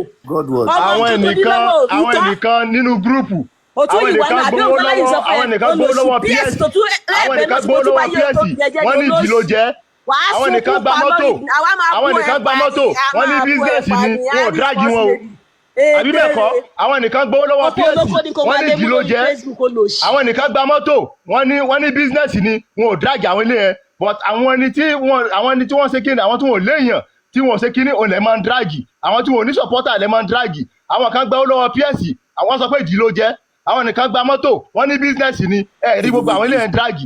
ilé ayé ìjẹ́ lóníkálukú wa máa ti gbèrè wa ilé ayé yìí inú justice a máa gbàdúrà rẹ̀ nínú sọ́bí ọmọ kankan nǹkan tó níkálukú ṣe ló máa jẹ nǹkan tẹ́ ẹ bá ṣe lẹ́ ó máa jẹ kò ní lọ sórí ọmọ yín àdúrà kò tí mo máa gbà fún Ọlọ́run ni because Ọlọ́run wà so merciful tó jẹ́ pé nígbà mi á fi ẹ̀ṣẹ̀ ọ̀yà á transfer fọmọ bọ̀ nínú justice yìí mo ti screenshot ẹ̀yẹ orúkọ kan tó jẹ́ pé ìwọ́n mi gan mi gbọ́dọ̀ rí nǹkan náà fẹ́ràn yìí lọ́wọ́ má block ibẹ̀ fún yín ní gbogbo ẹ̀yin gbogbo kakọ́sí yẹn àfi kẹ́ máa kọ́wé ẹ keep changing your name ẹ ṣe ń change ọkọ yín ni mo ṣe ń bá yín update yẹ èèyàn kan gba mọ́tò èèyàn kan gba kí ẹni tó ṣe é lànà náà ó búlì bọ̀bọ̀ yẹn ni ó ní against the justice ni wicked so. let me talk please let me talk. o tó kí àríṣe má bínú jàre wicked ẹni tó wà lórí comment mo ń dá lóhùn wàá fẹ́ ẹ kú wàá fẹ́ ẹ lá ó ti ṣìyàn pàdé lẹ́ni o Irish baby ó ti ṣìyàn pàdé bá lẹ́ni wò wàá fẹ́ kú tó bá jí lọ́la gan kó dúpẹ́ lọ́wọ́ Ọlọ́run ẹni torí mo avoid ẹ láti ẹ̀kọ́ mi ò fẹ́ ẹ wá ẹ̀yin àti ìtàlẹ̀ ń jà báyìí. No, Irish baby ni ó wà bẹ́ẹ̀ àwọn tí wọ́n fẹ́ kí justice tọ́ ni 50 cents 10 cents 100 cents. àwọn kan lọ fẹ́ kí ṣé àwọn fẹ́ yẹ kó tọ́ ni tó bá fẹ́ yẹ kó tọ́ ni wọ́n ní máa brẹ́ báwo ni yóò ṣe máa wà happy láti máa ṣépè fáwọn ènìyàn lójoojúmọ́. àwọn tí ń kíní kan fẹ́ àbá ìmọ́lẹ̀ báwo ni yóò ṣe máa wà happy lójoojúmọ́ máa ṣépè fáwọn ẹ ènìyàn. máa sọ pé àwọn tí kíní kan lọ fẹ́ kí àwọn tí wọ́n fẹ́ kó tọ́ ni àwa ni ìjọba ni sílẹ̀ àwọn tí wọ́n fẹ́ kó tọ́ ni àwọn tí wọ́n fẹ́ kó tọ́ ni àwa la fẹ́ ṣe kíní àwọn lọ fẹ́ kí àwọn tí wọ́n fẹ́ kí justice tọ́ ni tá máa rìn bí iná orí. Mo ti sọ fún ẹ èmi ò ní pé doctor fún ẹ pé kọ́ pé physician fún ẹ èmi lèmi máa kọ́ fún ẹ wàdé pharmacy gan máa fún ẹ benzo wà bẹ́ẹ̀ God's word ni mo máa fún ẹ kó máa kú dànù ogun wèrè ni mo máa fún ẹ. ẹ má bínú mo ń gbọ́ ń jàre ya. Bá a ṣe máa lè dúró bíbá lálẹ́ ìbáyìí ibíbá wà toxic lálẹ́ ìbíbá. Mo máa dúró for 5 minutes. Tẹ́ máa lè dúró báyìí mo kẹ́ like toxic area o. I know you very well. Mo mọ̀ pé mi náà like toxic boys. Ẹ jọ̀ọ́ nítorí Ọlọ́run ni mo fi bẹ̀ yín. Lẹ́kọ̀ọ́ mi báyìí nísìnyí it's after 1 o'clock. Ẹ jọ̀ọ́ mo bẹ̀ yín ni. Èpè yìí pọ̀ ó ti pọ̀ jù. Ẹ jọ̀ọ́ ẹ jẹ́ ká dáwọ́ ẹ̀ dúró. There are a few things that are on the table that I just want to summarize. And the few things that are on the table kò kí ń ṣe rocket science. These are things that we can prove. Ẹ má jẹ́ ká máa bára wa jà. After justice for don't let me say justice for mohbad. Justice for mohbad. There's life. After this issue, a máa rí ìyànjú ẹ̀. Ìyẹn ò mí pé ká máa múra wa lọ́tà ẹ jọ̀ọ́ nítorí Ọlọ́run. I believe that we're all fighting for the same thing. At least on the surface. We're all fighting for the same thing. Now, èèyàn kan gbowó, èèyàn kan ò gbowó. It's something that can be proven. You know, you get an alert, you go to your bank account, you can check if you got the alert. We live in Nigeria. Sometimes you send money and the money is reversed and you get it back into your account. You understand? Ẹ má jẹ́ ká fa nǹkan tí ò need or necessary. I mean, for the past like 2 hours, people have just been cursing and you understand. Ẹ jẹ́ ká máa ní sùúrù fúnra wa. Mọ́mí ẹ̀ mọ̀kan, ìyẹn ọkọ ò lè máa lé ní bàbá ẹ̀. Wọ́n ti lé ní bàbá ẹ̀ jù kí ọkọ wa ká àwọn ojúlẹ̀ kan máa lé ní bàbá ẹ̀ kò mé ìfẹ́ ẹ̀sìn. Àwọn ti wù mí máa lé ní bàbá ẹ̀ látàwọn sílẹ̀. Àwọn ti tó sọ pé àwọn wájú ìfọ̀ bùbá náà máa lé ní bàbá ẹ̀. Ẹ mọ nǹkan tó ṣẹlẹ̀. For what? Ẹ mọ nǹkan tó ṣẹlẹ̀ lóòótọ́ àwọn kan máa nail bàbá yẹn. You understand? But what we also need to consider is that, and let's be fair with each other, sentiments and emotions apart. If you play the role of an elder in the midst of young people, they won't insult you. And that's the truth. Arifa has come to say some things. He's presented some receipts. They're verifiable. Why are we arguing about something that we can verify? Anybody that's interested can verify the receipts. If Baba has come out for whatever reason, you know, to say that he has given Arifa 970,000 naira short of 30,000 naira to make 1 million, is verifiable. We can verify these things. Was it cash? Maybe not. Let's not just come to assumptions that, you know, they are fake receipts. We don't have any basis for saying they are fake receipts. Neither No, èmi náà mọ̀ fake receipt wà. Fake receipt also. Mommy. But you can, if you are really interested in proving that somebody has presented a fake receipt, you can prove it. Mommy, please, can I comment? In Lagos now, people generate receipts. A lot of people that are talking, they don't know what's happening in Lagos. In Lagos, you can generate a fake receipt.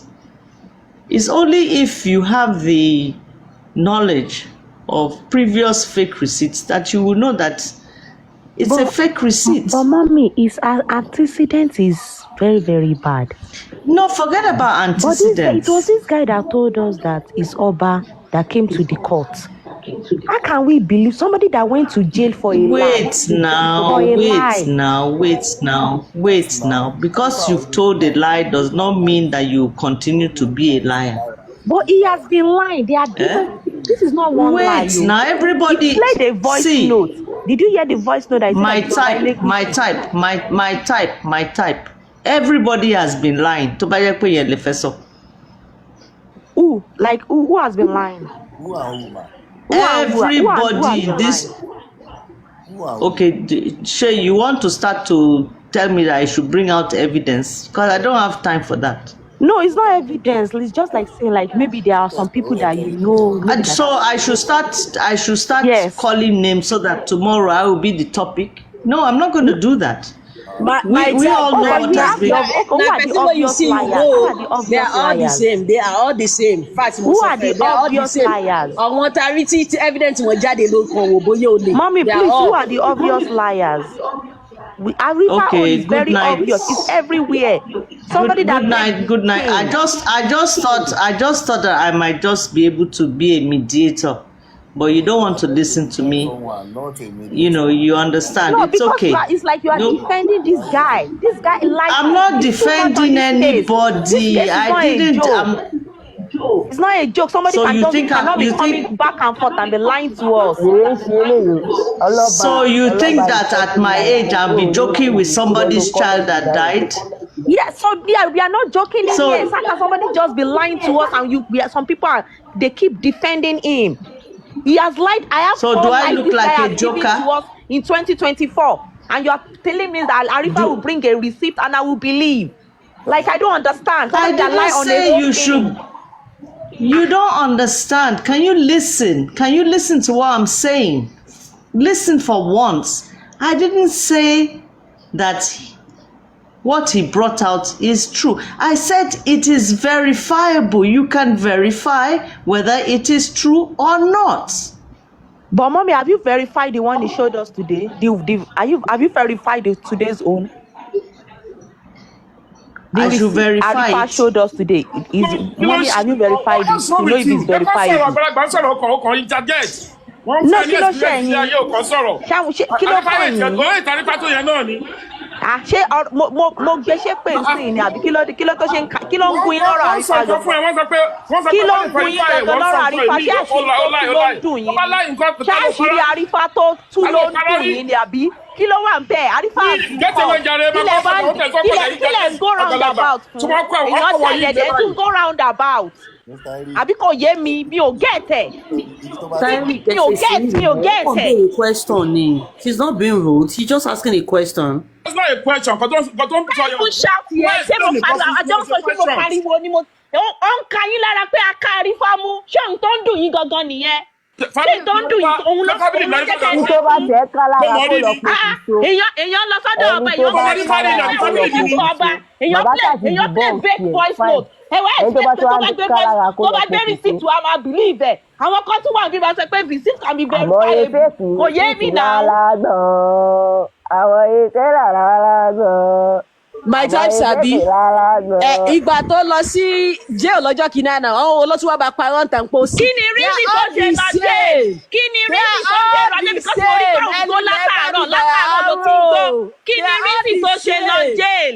They are all the same, I'm telling you. Àǹtí kí ló ń kàyí lára gangan? Kí ló ń dùn yín gọ́tò? Ọlọ́run máa tún àṣírí gbogbo wọn. Kí ló ń dùn ẹ́ gọ́tò? Kí ló ń dùn ẹ́ nínú ọ̀rọ̀? Kí ló ń dùn ẹ́ lọ́rọ̀ Arifa? Kí ló fẹ́ dùn mí nínú ọ̀rọ̀? Ṣé torí pé olè yẹn ò gbọ́ ló dùn ẹ́? Ṣé torí pé aka olè yẹn ló ṣe ń dùn ẹ́? They are all the same. They are all the same. Èmi náà wọ́n nu justice ni owó yẹn lájà tiẹ̀ tẹ̀mí ti náà nu justice ò lè ná wọn tọ́ ọ̀dọ̀. Kí ló wá kàn ẹ̀yin lẹ́gàn lọ́sẹ̀ ń gbá yín ẹ̀ wọ́n lẹ́yìn náà. My brain works. I go with my brain. I go with my brain before I do anything. Nígbà tó tún jẹ́ ní àkókò máa ìdáwọ́ síbẹ̀ mọ̀ sí náà. Èmi gbọ́ ìkankan náà ni yín máa gbé ẹni ní ẹlẹ́ni mi. They are all the same. They are all better the same. Ẹni tí lè bá ní bàá wò gbogbo wọn dẹ̀dẹ̀ sí ni gbogbo máa tú. And I will keep saying it. Nǹkan tó oníkálukú bá gbìn nínú justice. Oníkálukú máa ka ẹni justice kà ní yíbọn yìí lẹ́ fọwọ́ yẹn lẹ́ bully. You guys are bullers. You guys are not justice seeker. You guys are fucking bullers. Ó ti di bullers. Ó ti di bullers nítorí ká má rí kó ṣe kárí fún ọ ṣé wọn ṣe fún nẹ́ẹ̀rì mọ́nì náà ṣe bí wọ́n ṣe fún ọmọdé ṣọ́bí nǹkan tó tún gbogbo wọn wá pẹ̀lú nẹ́yìn mọ́nì ẹgbẹ̀gbẹ̀ wọ́n náà fẹ́ẹ́ ní gidi làwọn sọ kí ló kàn wá pẹ̀lú yẹn ó lè lárí fani kókó ṣé wọn padà bú ẹ má wà bias learn how to say your word don't make people's enemy your enemy wọ́n lè jẹ́ olóríire àwọn ọmọ ẹ lọ́la má bàa yí àwọn ọmọ ẹ jẹ́ má bàa yí àwọn ọmọ ẹ jẹ́ kí ló ṣe wọ wèrè kí ló ṣe wọ wèrè tó ti wọ wèrè don't go on people's mind. Use your mind. Use your mind. Ẹ ló lọ sọ fún yín. Sọ́fẹ̀sán 225 lọ fún tó fi fún ìdẹ́bí jáde ajá kiri orí platform for one platform. Ṣé 25 tó sọ fún yín àbí 3 cents tó máa sọ fún yín lórí TikTok tẹ́ máa fi make owó? Use your brain. Use your brain. Use your brain. Ẹ lo brain yín ẹyẹ máa dàgọ̀ lọ́gọ̀lọ́gọ̀ ẹyẹ máa dàgọ̀ lọ́gọ̀lọ́ bí ẹranko ìkọ́tájà yín bá ti sọ fún yín ní ẹ̀yin náà dà sí tàbí ajá tó ní okùn lọ́rùn. Àwọn owó lọ́dà tá ló wá fokùn wọ́n nílé ẹ̀. Òun náà mo sọ ẹ̀ dà sájà bí olókùn lọ́rùn ẹ̀ máa ṣe gbìgbìgbìgbìgbìgbìgbì. Ẹ ṣáà má ti bàbá wọnú sàárè ẹ má ti wọnú sàárè. Ẹ̀yin ẹ̀ má lè ní bàbá wọnú sàárè. Ẹ má ti bàbá wọnú sàárè ẹ má ti bàbá yẹn wọnú ẹ jẹ́ kó bá justice bọ́mọ ẹ̀ láyọ̀ àtàlàáfíà. Ẹ̀yin gangan ni fucking bullers. Fucking bullers ni yín fucking bullers ni yín. Àní ẹ má ti bàbá wọ sàárẹ̀ fi bàbá lẹ̀. Ẹ jẹ́ kó sí ọmọ ẹ̀ láyọ̀ àtàlàáfíà. Iṣẹ́ ọwọ́ rẹ̀ ni wọ́n yóò jẹ láyé. Ilé ayé yìí lá máa wà táwọn fi bèrè tiwa. Èrè iṣẹ́ ọwọ́ mi yóò jẹ láyé mi. Ilé ayé lásìkò bèrè wa. Ẹ fi bàbá lẹ̀ ẹ jẹ́ kí bàbá fi àlàáfíà sí ọmọ ẹ̀ ẹ jẹ́ kó fi àlàáfíà gba justice ẹ yé máa put him to mess ẹ̀yin lẹ fi bàbá yẹn sínú mess ẹ fi bàbá lẹ̀ ẹ fi bàbá sílẹ̀ lọ́hùn gbogbo yín lọ gbogbo wa lájọ́ wá justice ẹ filẹ̀ lọ́hùn. ọmọ bàbá yẹn kọ́ máa wò ní. ẹ̀fẹ̀ wọn ọ̀pá ọmọ bàbá when you are in the middle and you are not being biased you will say the truth but ẹ bá ti wà one sided ẹ òótọ́ máa ń lé fún yín and kí ló dé máa ń fọ ẹ bá ti kọ́ rẹ̀ ni. I think mo lè kéré lọ́jọ́ orí I'm telling you that brain e go white òótọ́ bẹ̀ mo sọ fún yín. Ọjọ́ ń ṣe tẹ́lẹ̀tẹ́lẹ̀ ṣé wọ́n ṣe kákọ̀tì wọn ni àrífá tẹ́lẹ̀tẹ́lẹ̀ ṣé kò ń ṣe kákọ̀tì wọn làrífá tẹ́lẹ̀tẹ́lẹ̀ ṣé kò ń ṣe kákọ̀tì wọn ni. Ọjọ́ jẹ́ ni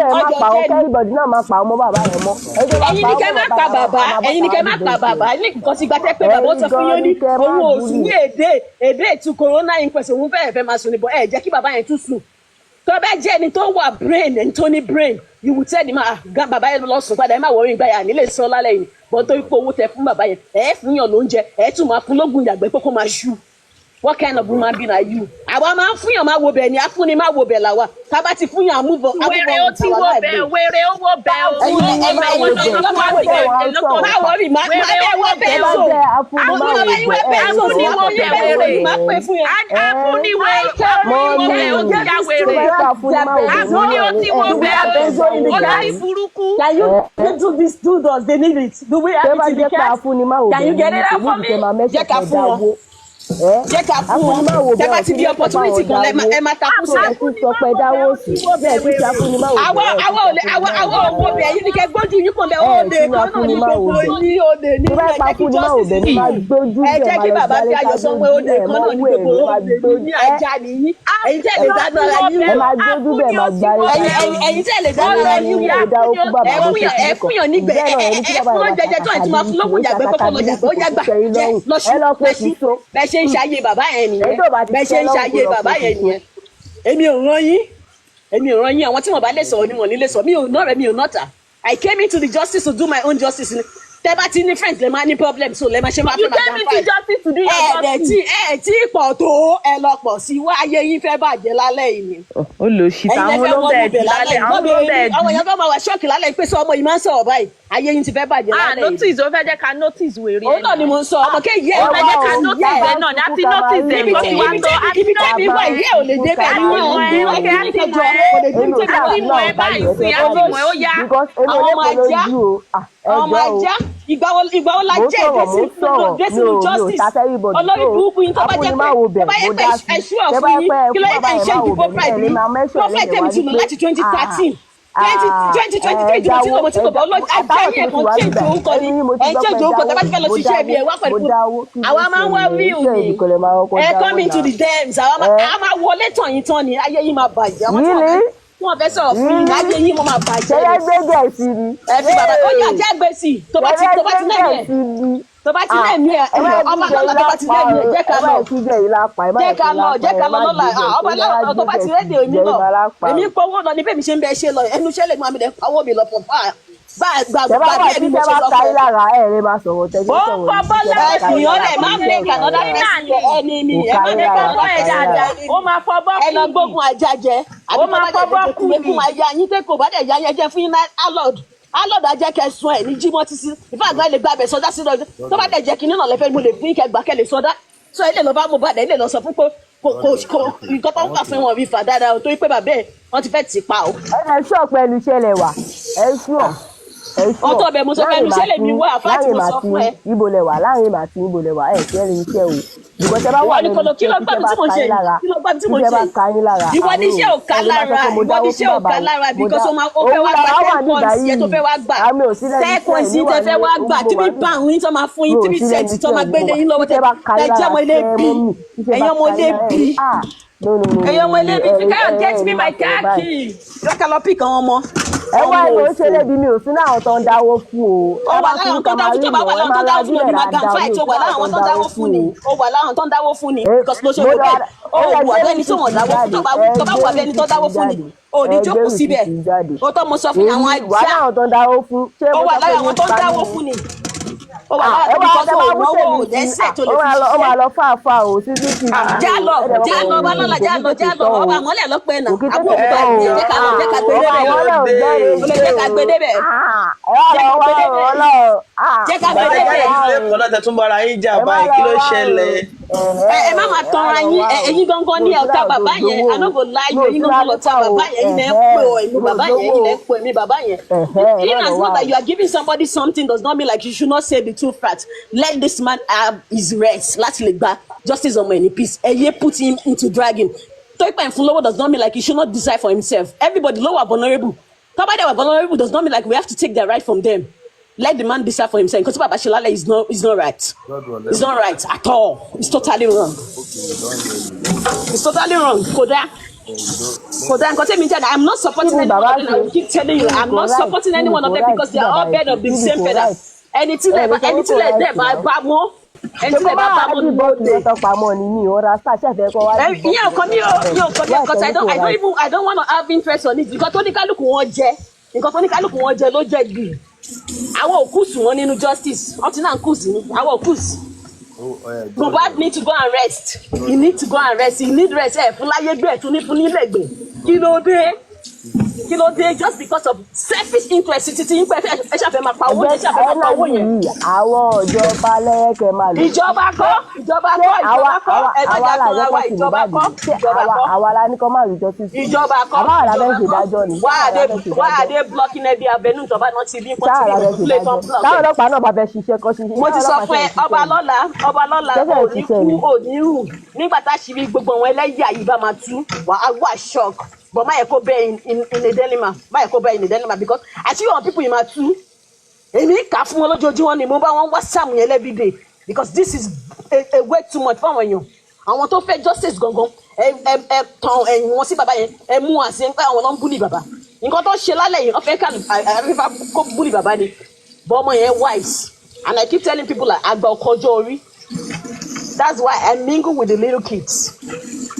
I mingle with little kids. Me, hardly no matter my friend. I mingle with little kids because àgbà kọ̀kọ́jọ́ orí àgbàlagbà mi wà tó máa ṣe nǹkan gbà mí wà á dàbí pé kò fún wọn ní ìgbàjú but tọmọ kékeré máa ṣe tó máa lẹ́nu lọ́dọ̀ wọn but à ń fẹ́ ní nàìjíríà dá òótọ́ àìlẹ́ṣẹ̀ bí nàìjíríà tó fi wà níbi tó wà nílẹ̀ à ń lè sọ òótọ́ ara wa tẹ̀bára pé èèyàn kan ayé tí èèyàn kan does not mean like we have to bring that person down it's never done anywhere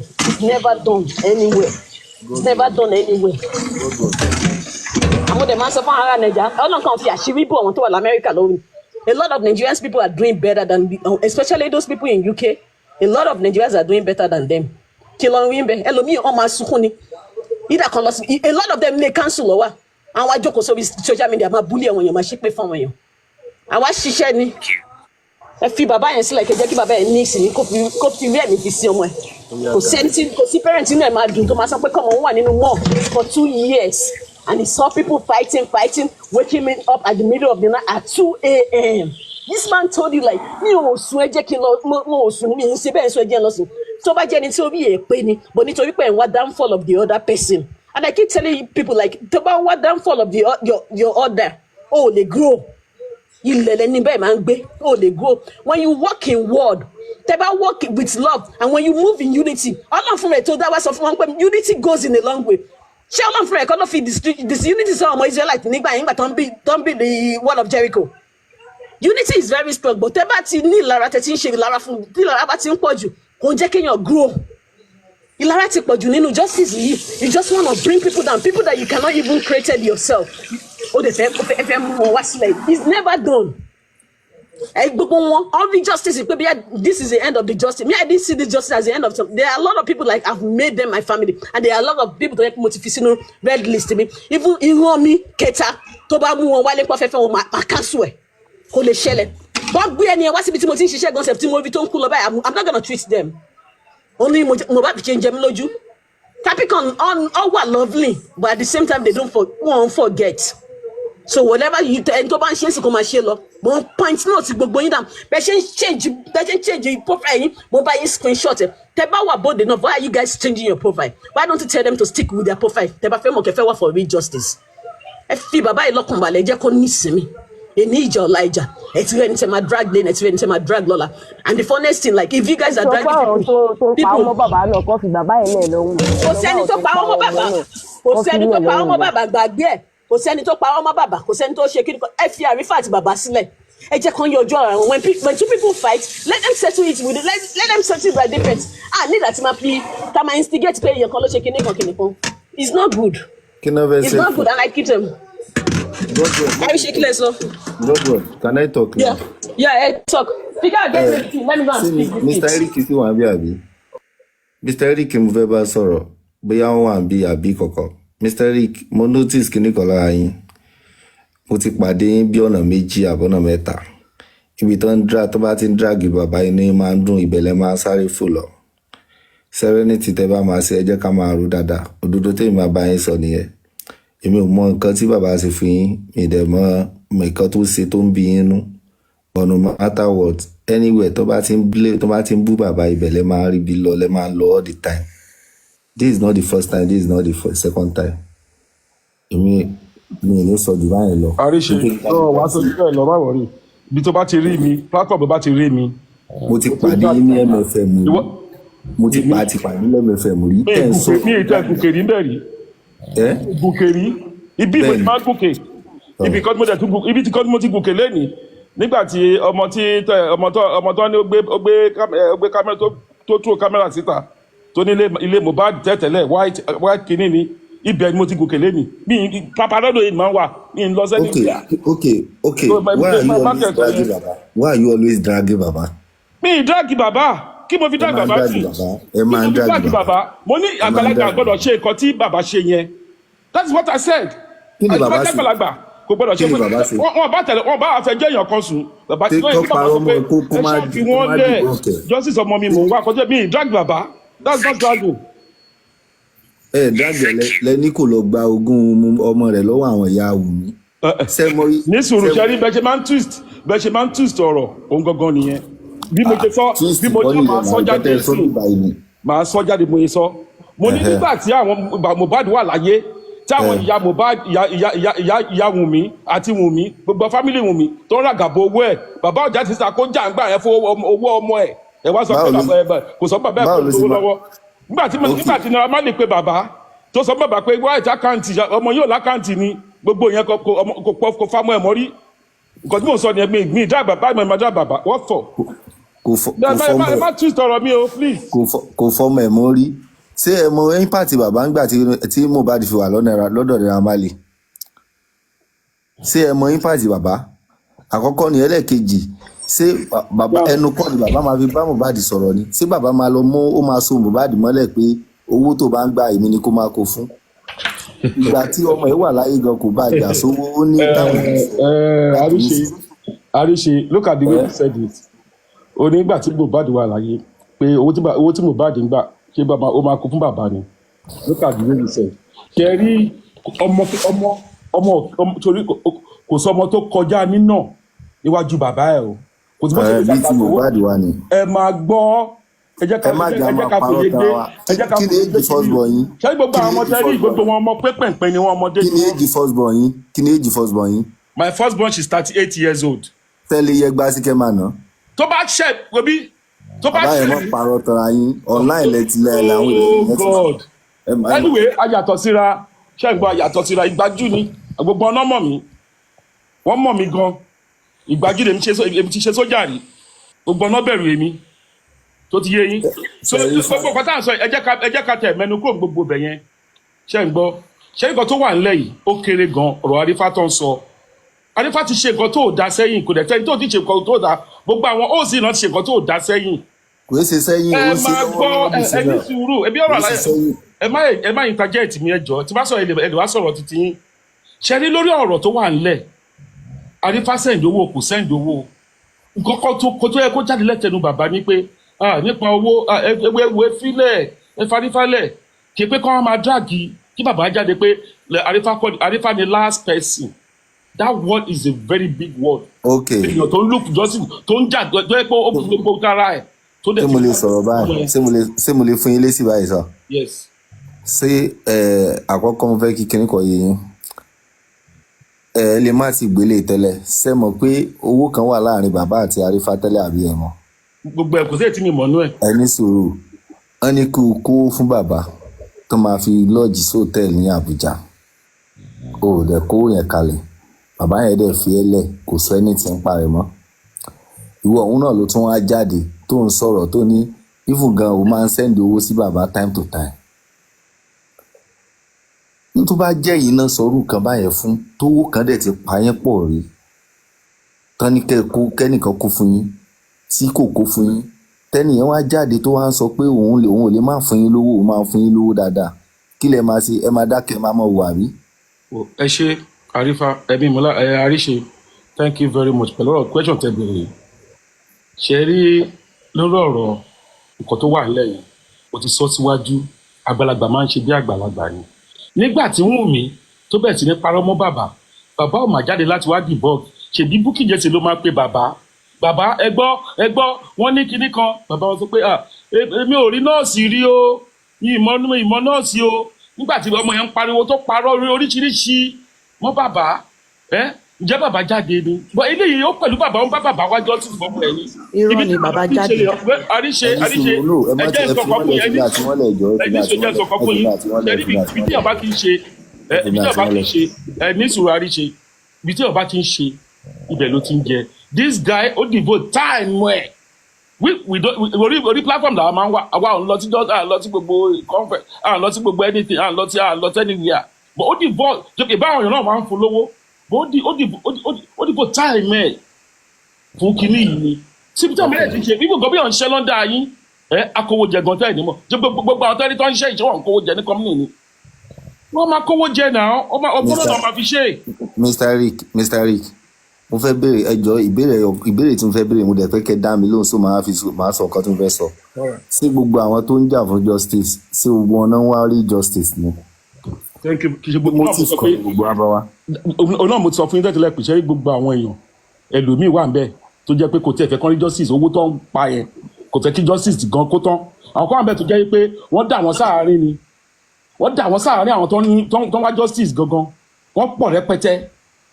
ok ṣé òdodo tí mo fẹ́ kó yé yín ṣe ń gbọ́ èmi àti paparaino kò sì pọ́la pé mo wà ń pèjẹ́ a lè má sí ní láìkan ó lè máa rí pé nǹkan tí bàbá ń ṣe ò tẹ́ mi lọ́rùn só ti yẹ ìyẹn yàtọ̀ èmi lè ní nǹkan tí bàbá ń ṣe ò tẹ́ mi lọ́rùn which is tí mo dẹ̀ máa ń sọ all the time kò sí nǹkan tí anywhere mo ti lè sọ kò sí nǹkan tí bàbá Mohbad lè ṣe tí máa drag ẹ̀ because èèyàn ní gbogbo wa àkọ́kọ́ ni ibi tí mo lọ listing sí mi o tẹ́yìn bá ní mind pé justice lẹ́ ń wá ti mind yín nìyẹn àrífò ṣèṣì ẹni tó ń wá justice máa dẹ̀ fún yín ní àwọn point méjì tí máa dẹ̀ máa tẹnu mọ́ sẹ́ ẹni tó ń wá justice kò ní máa parọ́ fáwọn tó ń tẹ̀lé àrífà ó máa ń parọ́ irọ́ tó pa àwọn èèyàn kan pariwo à ń fi nǹkan wé nǹkan ni àrífà irọ́ tó pa fáwọn èèyàn ló gbá àrífà lọ síbi tó lọ àkọ́kọ́ nìyẹn ẹlẹ́ẹ̀kejì anywhere mo ti lè sọ́sẹ̀ mo ti sọ fún àrífà ní last week màá dẹ̀ máa sọ kò sí nǹkan tárífà lè sọ tó lè convince mi Yomi tárífà ń tẹ̀lé lónìí yìí àwọn tó ń fọ́ǹdì àrífà ló jẹ́ kí àrífà máa tẹ̀lé Yomi àtijọ́ àti mu lárífà ti ń tẹ̀lé Yomi àrífà òdìdí máa tẹ̀lé Yomi àrífà ń fi rọ́ ó fẹ́ máa fi rọ́ ó fẹ́ máa fi rọ́ ẹ̀jẹ̀ máa pé Kàrímọ́ fún ààrẹ Kàrímọ́ kúkú àbí ó rán sí ó rán àrífà kọ́ lọ mú Mr. Yomi gbà ẹ̀ táṣì yẹn fi tún gbà ẹ̀. àrífà ó máa ń fi rọ́ ó fi wọlé sáwọn yẹn lára. ok ẹ jọ mo fẹ́ bí ìfẹ́ jọ lọ́wọ́ yìí. ẹni sùúrù bàbá dẹ̀ rí i pé justice lálá ń wá àwọn tí ń wá rí justice rí bàbá yẹn bó ṣe wà yẹn ẹ lè máa wò ó pé káfíńtà ni àwọn tó ń wá rí justice ó mọ̀ kódà kẹ́ni yẹn máa bù tó ti yé ó mọ̀ pé ẹni yìí tó máa bù mí gan àwọn tó ń bú bàbá tó ti yé have you ever seen níbi tí bàbá ti mention paparaino rí pé ọtí ẹni wọn bọ̀bọ̀ kan jẹ́ paparaino ó máa ń dàgì mí gbà míì ó máa ń lóun fẹ́ correct mi tí bàbá sọ̀rọ̀ pa ẹ̀ rí sẹ́rù bí pé àwọn nǹkan tí paparaino máa ń sọ gbà míì ṣé bàbá ò kì í gbọ́ sí ni gbogbo nǹkan tó ń ṣẹlẹ̀ bàbá rí náà àmọ́ bàbá mọ̀ pé paparaino ní kò wọ́ díẹ̀ mọ́ anybody rí ìyìn lè sọ ọ̀nà ìgbọ́ rí pé ẹ bá mi ẹjọ́ ẹ bá mi wá kankan so tó bá ń fi òótótó tó fi ń ṣe nǹkan kò sí nǹkan tó lé ń bẹ̀ bọ̀ ìwọ tó bá ní irọ́ ló fẹ́ máa fi ṣe àwọn kò sí àwọn èèyàn máa dàgẹ̀ àrífà ó ń fi irọ́ ló fi ń wọlé sáwọn èèyàn la.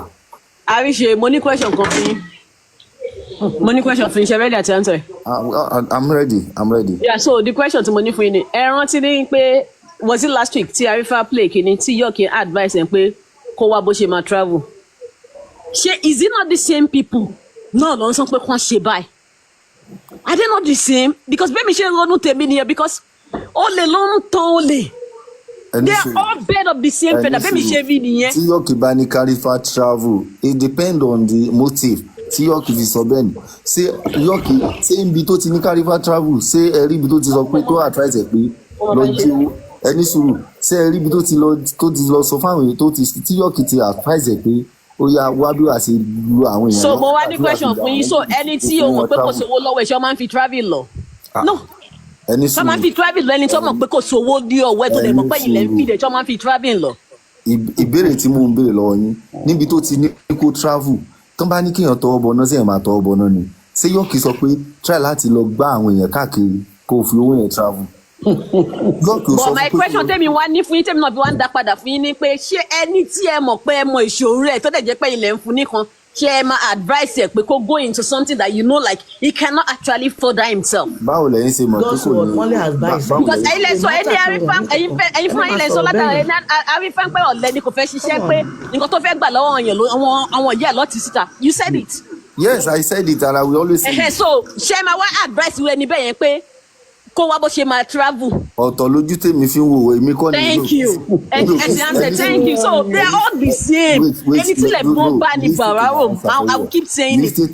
listen to my answer ojú tèmi fi ń wo àrífà kọ́ ni yọ̀ọ̀kì fi ń wò so yọ̀ọ̀kì lè máa fojú àrífà wò pé ó lè máa fojú wò pé àrífà kọ́fùbù láti travel polówó ẹ̀ lọ́wọ́ èmi tèmi mo bìlẹ̀ pé àrífà ò ní lọ́wọ́ torí kò ní fẹ́ tó sí nǹkan tẹ́mi ṣàmọ̀ pé oníkálukú wa la máa jèrè iṣẹ́ ọwọ́ wa nínú justice àṣírí oníkálukú dẹ̀ ó máa tú nǹkan tó oníkálukú gbìn nínú justice ó máa tú that's just it ó máa tú.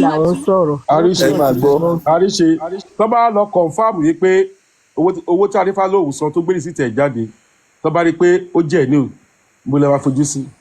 níbo ni wàá fojú sí tí arífà bá send let me answer him please tàrífà bá send owó sí bàbá ẹ lọ wádìí wúlẹ̀wúlẹ̀ rẹ̀ só ti yé yín. ok bóyá wọ́n fún arífà pé kó fún bàbá ni. ẹ ní sùúrù wọ́n fún arífà kó fún bàbá ni fáàtì ni ẹ because arífà ò níṣẹ́ kankan tó ń ṣe tó lè tọ́ka sí pé iṣẹ́ tó ń ṣe lélẹ̀. ok bọ́ ó ṣàfijì ṣẹ́ṣá tó bá yẹ pé ó jẹ́ ìjọ. wọ́n ṣiṣẹ́ o tó bá yẹ pé èèyàn ni wọ́n ṣe justice. àríṣe ẹ máa ní àwọn rìsíìtì yín gan lọ́wọ́ gan o gbogbo àwọn rìsíìtì kan tẹ̀ sọ ẹ ní lọ́wọ́ gan. because bẹ́ẹ̀ mi ṣe wà yìí kò sí bẹ́ẹ̀ ṣe lè san pé èèyàn bá èlèyàn I will never believe you until that person tó bá ṣe fún mi. That's who I am. I don't judge people with whatever people are judging them with. I need to see it myself. No, I'm not. Wait, I'm not judging. I'm not. No, because mo forget this call like mo ma expect pé kẹ́ ní receipt lọ́wọ́. Wait. Tí n bá ní receipt lọ́wọ́, èmi ní receipt bí tarifa ti ní PA ọba pè tó gbé fake voice note jáde. Mo dẹ̀ ní receipt bí tí PA Arifa ti ní ọba máa ń lọ sí inquest. Mo máa ń gbé mọ́tò ọba lọ sí inquest. So receipt wo lẹ tún wá. Receipt àwọn ìtẹ̀sánpọ̀ sọ̀tàn yìí náà ní pọ́wọ́ ti bàbá ni because I don't even care. Ẹ má jà oníjà. These people they are the same. I will keep saying it. Ẹni Arifa lọ print statement jáde bàbá ló wò owó fáàtì tó wà lórí. kó bá ń gbà ẹ̀ gan.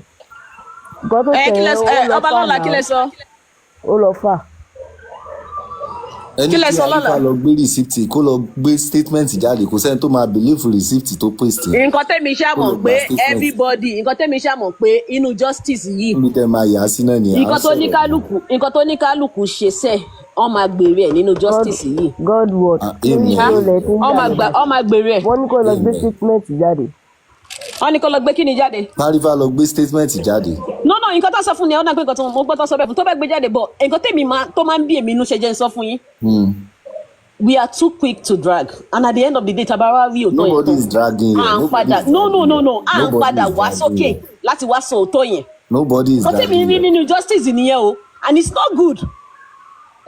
Wọ́n mọ bá ṣe drag Yomi lórí fídíò yẹn tó ń fi 8 bọ̀bọ̀ yìí but she still came back and confirmed that evidence. It's not good, no. Confirm which evidence, please. As in like me ni command as in like wait confirm it. Bukky later confirmed it. That's what. Bukky later confirmed it pé òótọ́ ni fídíò yẹn àdúrà ló send lóòótọ́ but then ó lọ plan ẹ̀ ló lọ ṣe kí ni. ẹ má jẹ́ ká máa tarnish image ọ̀wọ̀ èèyàn. Ibi tá a fẹ́ lọ tẹ́lẹ̀. The people that we cannot create ẹ má máa jẹ́ ká wà quick láti bring àwọn èèyàn down. ẹ má yẹ ká máa wà láti quick àwọn èèyàn. Leave people okay sure. ẹni sùúrù ṣé Bukky confam fún yín pé lóòótọ́ fídíò tí Yomi ń sọ fídíò ibi tí wọ́n ti pa Mohbad ní tí Wunmi ti pa Mohbad ní. kò ní ibi tó ti pa Mohbad ṣé Yomi sọ fún pé ibi tó ti pa Mohbad ní ṣé Yomi sọ fún pé ibi tó ti pa Mohbad ní kí lẹ́yìn tí ẹ ṣe máa ń pín sọ̀rọ̀ ṣé Yomi fún ẹ sọ fún pé ibi tó ti pa Mohbad ní. What are you now talking about? tó sọ bẹ́ẹ̀ fún yín pé ibi tó ti pa Mohbad. You said tó sọ fún yín pé ibi tó ti pa tí evidence jáde evidence wo ló ti wá jáde. because ìgbà yẹn ó ní lọ bọ́ ẹ̀bù DJ Bami ọ lọ ṣe kí ni wọ́n yìí. ẹ má wà very careful that's just me I will just say ẹ má wà very careful. ẹ má wà very careful I wanna be a star in people's life. I wanna be a star. I wanna be a star in people's life. I don't wanna be a bad person in people's life. orúkọ mi kò sí bí tí mo délé ní tẹ́ bá ń gbọ́ orúkọ mi ọmọ mi ẹ̀kọ́ ní orúkọ mi ni because òótọ́ ni. ẹni sùn God word ẹjọ Mr. ẹni kí ló dé táwọn èèyàn jà. bẹ́ẹ̀ mo ní kí ló dé pé. ẹni sùn Yomi àti commissioner of police tó wọn close àbí wọn close. Yomi àti commissioner of police kí lẹ́yìn sọ nípa fídíò yẹn kí lẹ́yìn sọ nípa fídíò yẹn. kí ló dé tí Yomi ò sí ní fídíò yẹn gbàgbọ́ lọ́wọ́ commissioner àti jẹjẹ. nǹkan tí bàbá Kóredé gbé dání ọmọ ló gbé dání gbé nǹkan kan dání why that àjàkú ká very good video. sẹ́rí mi tí mo ti ń sọ rí. kájà gbáyọ̀mí sẹ́gbẹ̀ẹ́ lọ kájà gbé fídíò ká gbáyọ̀mí sẹ́gbẹ̀ẹ́ why. sẹ́rí mi tí mo ti sọ rí. àríṣe mo ní question kan fún yín ìgbà ó lẹ join justice. ìgbà tí mi join justice. mo máa ní láti béèrè lọ́yìn because tẹ bá join justice láti bẹ̀rẹ̀ tẹ bá bí gbogbo wa ṣe ń go from the beginning ẹ máa understand bí justice ṣe ń lọ ṣe understand but nísìnyí tí division ti wà kí ló ń ṣẹlẹ̀ ìgbà tí division ti ṣẹlẹ̀ kí ló ń ṣẹlẹ̀. Wait, that is your own belief, please. Kò ṣe believe me, it's not my own belief. Stop, you guys should stop bringing people down. Mr. Eric, our opinion, ọmọ tó jẹ́ ìbejì tó jáde nínú ìyá kan náà, ìwà wọn ò lè jọ jẹ́ nǹkan náà. Ẹ fi àwọn èèyàn lẹ̀ with opinion wọn. Let me talk. And don't be enemy, people's enemy. Wait, let me talk, please. Let me talk. Mr. Eric ló yẹ kí gbogbo ajá fún fídíò. Fídíò yìí, ọwọ́ àwọn ọlọ́pàá ni fídíò yìí wà, right? Ẹ ló yẹ ká jà fún. And I'm from what I saw. Mo rí pé please can you meet please. Mo rí pé ẹni kí ló tí gbogbo òfin jà fún fídíò, kí ló dé tá máa jà fún fídíò, ọwọ́ ọlọ́pàá ni fídíò wà sótìyé. Mo dẹ̀ rí pé Yomi àti commissioner of police tó ṣẹ̀ dé wọ́n máa ń sọ̀rọ̀ dáadáa gẹ́gẹ́ bí Yomi sì sọ. Yomi dẹ̀ sọ pé ojú táwọn èèyàn fi ń wo àwọn ọlọ́pàá yẹn kò í ṣe bẹ́ẹ̀ làwọn ọlọ́pàá ṣe rí. So why táwọn ọlọ́pàá yẹn ò ṣe release fídíò yẹn fún Yomi láti jọ yìí ló ń surprise me. Now you are telling us to fight for it. How do you want us to fight for it? Are you expecting us pé kí gbogbo jáde fún protest pé ẹ bá gbé fídíò yìí jáde, ẹ bá gbé jáde? Àwọn Yomi fẹ́ ṣe a protest. Commissioner pé don't do this protest, come to my office. Wọ́n dé office wọ́n welcome ẹ̀ dáadáa. So my expectation is that even gan tí ò bá ti fẹ́ gbà kó gbé fídíò yẹn jáde, ó pé ó máa fi hàn Yomi níjọ́ yẹn because ẹ ṣe thank you very much. Ẹ ti sọ̀rọ̀ ẹ jẹ́ káwọn náà sọ̀rọ̀. Ṣe rí Yomi òun àti commissioner of police wọ́n máa ń sọ time to time. Ẹ jọ ẹ dákẹ́ ẹyẹ kọ́ láǹdì náà náà ó ti láǹdì already. náà máa gbọ́ wọn. No, ẹ gẹ́rọ̀ ọmọ mi lẹ́nu ni. Okay, sorry. Nǹkan tèmi expect ń jọ yẹ ni pé ó yẹ kí commissioner ìgbà tí ó ti ní káwọn Yomi máa protest yẹn gẹ́gẹ́ bí Yomi ṣe ń fẹnu tún. Irish first lady tó bá jí lọ́la díẹ̀ ló máa kù fún ẹ lọ́kọ́lẹ̀. Gẹ́gẹ́ bí Yomi ṣe ń tún wọn ṣe pé ojú tẹ̀yìn èèyàn fi ń wọ ọlọ́pàá ojú ẹ̀kọ́ lóyún báyẹn ẹ̀kọ́ náà ṣe rí o, èèyàn dáadáa ni wọ́n, they are working. Àwọn 31 justice for mohbad, most of, let's say 99% of us believe this police wọ́n ṣe aburú níbi justice yìí. Mr. Yomi dẹ̀dẹ̀ ó ní ojú ẹ̀kọ́ ló fi wọ́n ti tiẹ̀ pé ọ̀tọ̀ ni. So thank God ìkankan dẹ̀ so Yomi àtàwọn ọlọ́pàá yìí pọ̀. So lè expect àwa tá a believe nínú ọlọ́pàá tẹ́lẹ̀ ká wá jáde ká jà fún fídíò tó wà lọ́wọ́ ọlọ́pàá tí Mr. Yomi lòun believe nínú. So ẹ má expect Yomi gangan ló máa jà fúnra ẹ̀ ló máa gba fídíò yẹn jáde because àwa ti jẹ́ kó yé Mr. Yomi tẹ́lẹ̀ pé these people wọn àwọn ò believe nínú wọn because gbogbo ọ̀nà tó ń gbé justice for Mohbad gbà bí àṣẹnírí justice ni.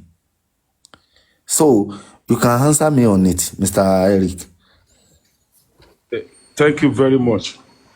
Mo like submission yín yẹn. Ṣé ń gbọ́? Ṣé rí Yomi òun àti commissioner police gẹ́gẹ́ bí ẹ ṣe sọ ọ̀rẹ́ ni wọ́n dẹ̀ sọ time to time. Yomi fúnra rẹ̀ ló máa jà fún fídíò. Ẹ̀yin ò mọ̀ wípé wọ́n ń bò wá báyìí, ọlọ́pàá wò báyìí, wọ́n fi wá ń ṣe yẹ̀yẹ́ ni. Nígbà táwa fẹ́ jà fún justice jẹ́ pé ọ̀dọ̀ kí táwa ṣe tíìmù Wùmí tó jẹ́ tíìmù Mohbad làwa jẹ́ pé yín gan lẹ̀ wà against fídíò yìí. Kí lọ́lọ́pàá máa ṣe wọ́n máa wò yín ràn ni. So voice wọn lásán lábẹ̀ tí ń parọ́ pé fídíò àfẹ́rí fún fídíò ẹ má bínú Mr. Eric ìtẹ́ sọ yẹn Mr. Eric káwọn ọlọ́pàá má lè rí ṣé yẹn ni pé káwọn ọlọ́pàá má ṣiṣẹ́ ni à ń jà yóò ní káwọn ọlọ́pàá má ṣiṣẹ́ ó kò tẹ́ bá pẹ́ iṣẹ́ ọlọ́pàá ń sùn ẹ̀wọ́n ò fáwọn kan jà ìlú. ọlọ́pàá bá fẹ́ ṣiṣẹ́ ọlọ́pàá má ṣiṣẹ́ ẹ fìyẹn sílẹ̀ àwọn èèyàn ò bá jà àwọn èèyàn ò bá jà kó fẹ́ fọ́ra wọn lórí yẹn ní kọ́lọ́pàá má ṣiṣẹ́. Kò sí ìtọ́sí kan ọlọ́pàá náà. Ọlọ́pàá má ṣiṣẹ́. Ìyẹn ní kí ọlọ́pàá má fún Mr. Yomi ní fídíò sílẹ̀ náà a lè máa róòtọ́ ọ̀rọ̀ ká má sọ̀rọ̀ náà ọlọ́pàá ò fẹ́ ṣiṣẹ́ gbogbo wa ládẹ mọ̀ a dẹ̀ fẹ́ lọ síbẹ̀ everybody ṣé gbogbo ọ̀rọ̀ tá à ń sọ ìkòwò òdúwọ́tà náà kí ló kan ọlọ́pàá pẹ̀lú pé tó bá fẹ́ ṣiṣẹ́ wọ́n máa ṣiṣẹ́ they don't wanna work gbogbo wa ládẹ mọ̀ yẹn so ẹ má máa sọ pé àwọn èèyàn tó ń jà lóní kọ́lọ́pàá má ṣiṣẹ́ so bẹ́ẹ̀ ni mo fẹ́ sáré comment Mr. Eric so àwọn èèyàn tó ń jà yẹn kọ́ o. Ẹ̀yin gangan thank God Mr. Eric thank God àgbàlagbà ni sọtí everybody mọ bí Nigeria system ṣe rí kéèsì yìí tẹ́ bá fojú wò dáadáa kẹ́ fojú àgbàlagbà yín wò is a very easier case táwọn ọlọ́pàá bá fẹ́ ṣiṣẹ́ wọn because àkọ́kọ́ 100% nínú ilé Mohbad kò possible kó má sí CCTV camera ń bẹ̀ táwọn ọlọ́pàá bá fẹ́ mọ àwọn tó ń destroy tó bá fẹ́ mọ àwọn tó ń destroy wọ́n máa mọ̀ wọ́n àkọ́kọ́ nìyẹn ẹlẹ́ẹ̀kejì tọ́lọ́pàá bá fẹ́ ṣiṣẹ́ gbogbo àwọn tó wà nínú ilé ńjọ́ yẹn níjọ́ tí Mohbad kú wọn lè interrogate gbogbo wọn tán fi máa rí òtòtò mú jáde. ẹ jẹ́ sábẹ́ question kan lọ́wọ́ yín bẹ́ẹ̀ yẹn kí ló fà táwọn ọlọ́pàá fẹ́ ṣiṣẹ́ ǹjẹ́ ẹ mọ̀. kí ló fà. àwọn tó wà nídìí ọ̀rọ̀ yìí àwọn kan wà nídìí ọ̀rọ̀ yìí ni tí public bá bẹ̀ sí ní pariwo nígbà tí èèyàn gbé òun gbé fídíò lọ síbẹ̀ táwa fúnra wa ta tó wà against fídíò yẹn. ṣé public wà pariwo tó láti gbẹgbẹ. àwọn kiri gbogbo voice wa bẹ́ẹ̀ lọ làwọn tó wà against justice bọ́jú mọ́jẹ́ nìkan tó ń jù sí wọn nìyẹn wọ́n máa fi máa mú wáìn ni. ṣé public wà dá kò pariwo tó láti jọjọ yìí. gbàtẹ́ wà against fídíò pariwo lẹ́pa kí fídíò tó jáde fídíò tí yọ̀bí gbé dání náà. kí fídíò tó jáde nǹkan. David, ẹ má sọ wípé àwọn èèyàn wà against the video. Let's call a spade a spade. Ọlọ́pàá ò fẹ́ ṣiṣẹ́. Ṣé bí gbogbo wa la rí ìgbà tí bàbá lọ bá ẹni sùúrù sà, ìgbà tí bàbá lọ police station gbogbo wa la fi tí ara wa gbọ́. Tí ọlọ́pàá sọ fún bàbá wípé mistake ti ṣẹlẹ̀ ó ti ṣẹlẹ̀ lọ sí ọmọ yín. Ọlọ́pàá ló sọ fún bàbá pé mistake ṣẹlẹ̀ ó ti ṣẹlẹ̀ lọ sí ọmọ yín. Gbogbo petition tí bàbá kọ. Ó lè jọ ọmọ ọlọ́pàá ẹ̀ ló kú. Ṣé gbogbo petition tí bàbá kọ gbogbo wa ṣàlàyé mọ̀ they are not ready to work. Kò sẹ́ni tí bàbá ò ti petition wọ́n ti petition pé kó gbẹ́jọ́ yẹn kúrò ní police command wọ́n down.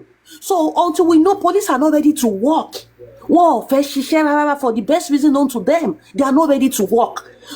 Kéèsì yìí ó ló simple jù ó ní most simplest case so far tí mo ti rí láyé mi ó simple gan but for whatever reason àwọn forces kan wà behind there. So ohun títí gbogbo Nigerian police gbogbo la ní láti pariwo mọ́. Ẹ fi pé public ń jà sílẹ̀ public ò bá jà kó fẹ́ para wọn public ò bá jà kó gé orí ara wọn sílẹ̀ tọ́lọ́pàá bá fẹ́ ṣiṣẹ́ wọn tiẹ̀ níwò tí public wà so police gangan àwọn ló ń fún wa ní problem so ẹ jẹ́ ká gbàgbé pé àwọn kan ń support bàbá àwọn kan ò support bàbá àwọn kan ń jà wọn ò jà that's not the bone of contention police are not ready to work gbogbo àwọn tí gbogbo àtijọ́ ìta pariwo 15 people kọ́ pé gbogbo wọn padà kọ́ question wọn ṣe gbogbo ẹ̀ náà so kí wá ní pé fídíò jáde kí ni pé fídíò wá jáde public ẹ̀yin náà gbọ́ ẹ̀ wá ní pé public ń jà public wọn wà on the same line does that mean that police should not work because police sir. nǹkan tó yẹ ká lọ síbi tó lọ yìí ẹ mọ̀ pé à ń sọ̀rọ̀ Mr. Yomi tẹ́lẹ̀ ó là pé wọ́n mẹ́nu lọ́bẹ̀ ni. ọ̀rọ̀ kan mi là ń sọ. ọ̀rọ̀ arífà là ń sọ bọ́ ó là pọ́n mẹ́nu lọ́bẹ̀ pé a support Yomi nípa fídíò Yomi ló bìlì fún ọlọ́pàá. ẹ̀yin náà sọ̀rọ̀ débẹ̀ pé arífà ń kọ́ ti tẹ̀lé Yomi nítorí public torí owó nǹkan tó mú yẹn jáde wá nìyẹn o. irọ́ a ti sọ yẹn kọjá nǹkan tá a fi tẹ́ fi mẹ́nu lọ́dọ̀ Yomi ni pé ẹ láwọn public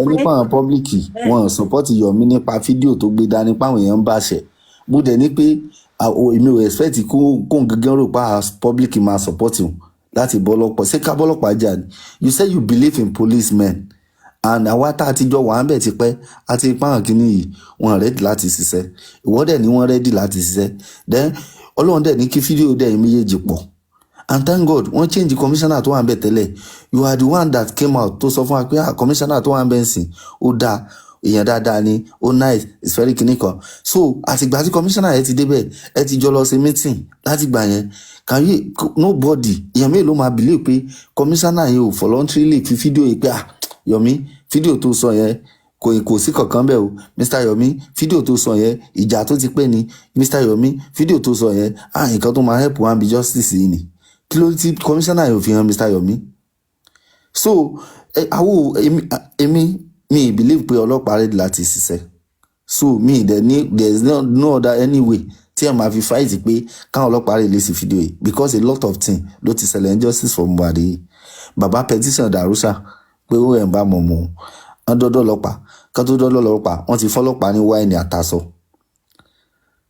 Darusha parọ́ pò nǹkan lòun ẹ̀ ń bá mọ̀ ẹ̀ mọ́ pé wọ́n hack àkáǹtì òní ṣé tọ́lọ́pàá bá fẹ́ ṣiṣẹ́ wọn mọ̀ pé irọ́ ló pa pé wọ́n hack àkáǹtì ò ọlọ́pàá kan náà ló ń sọ fún bàbá pé nǹkan tó ṣẹlẹ̀ ti ṣẹlẹ̀ náà bàbá ẹ gbà fọ́lọ̀ sọlọ́pàá tó fẹ́ ṣiṣẹ́ ló máa sọ báyẹn àwọn ọlọ́pàá mọ̀ lọ́kàn ara wọn mọ̀ pé Yomi Wunmi ló pa Mohbad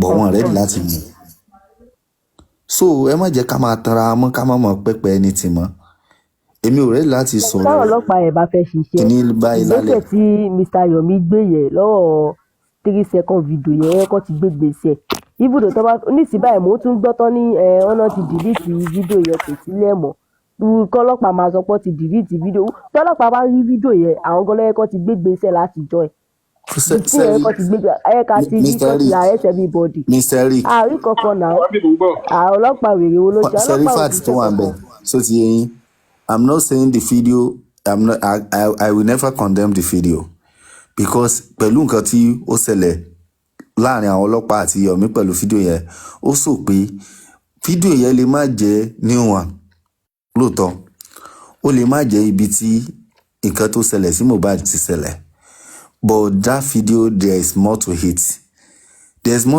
in the sense that pé ṣe mọ̀ pé tí ọlọ́pàá tí irú nísìn bí Wùmí ṣe ń yin rẹ̀ káàkiri pé òun ṣe dáadáa fún Mohbad nígbà tó fi wà láyé tí wọ́n bá lọ gbé fídíò yẹn jáde tó jẹ́ pé ó sòbí tí Wùmí ti yọ ọ̀bẹ sí Mohbad nítòótọ́ nígbà tó wà láyé pé àwìkí àwọn àbí ó níbi tí stress kọ̀ọ̀kan wà ń bẹ̀ ẹ mọ̀ pé ìyẹn náà ó wà nù nǹkan tó lè fi nail Wùmí and àwọn ọlọ́pàá ò ready láti nail Wùmí that's why I think say fẹ́ anybody wo fídíò yẹn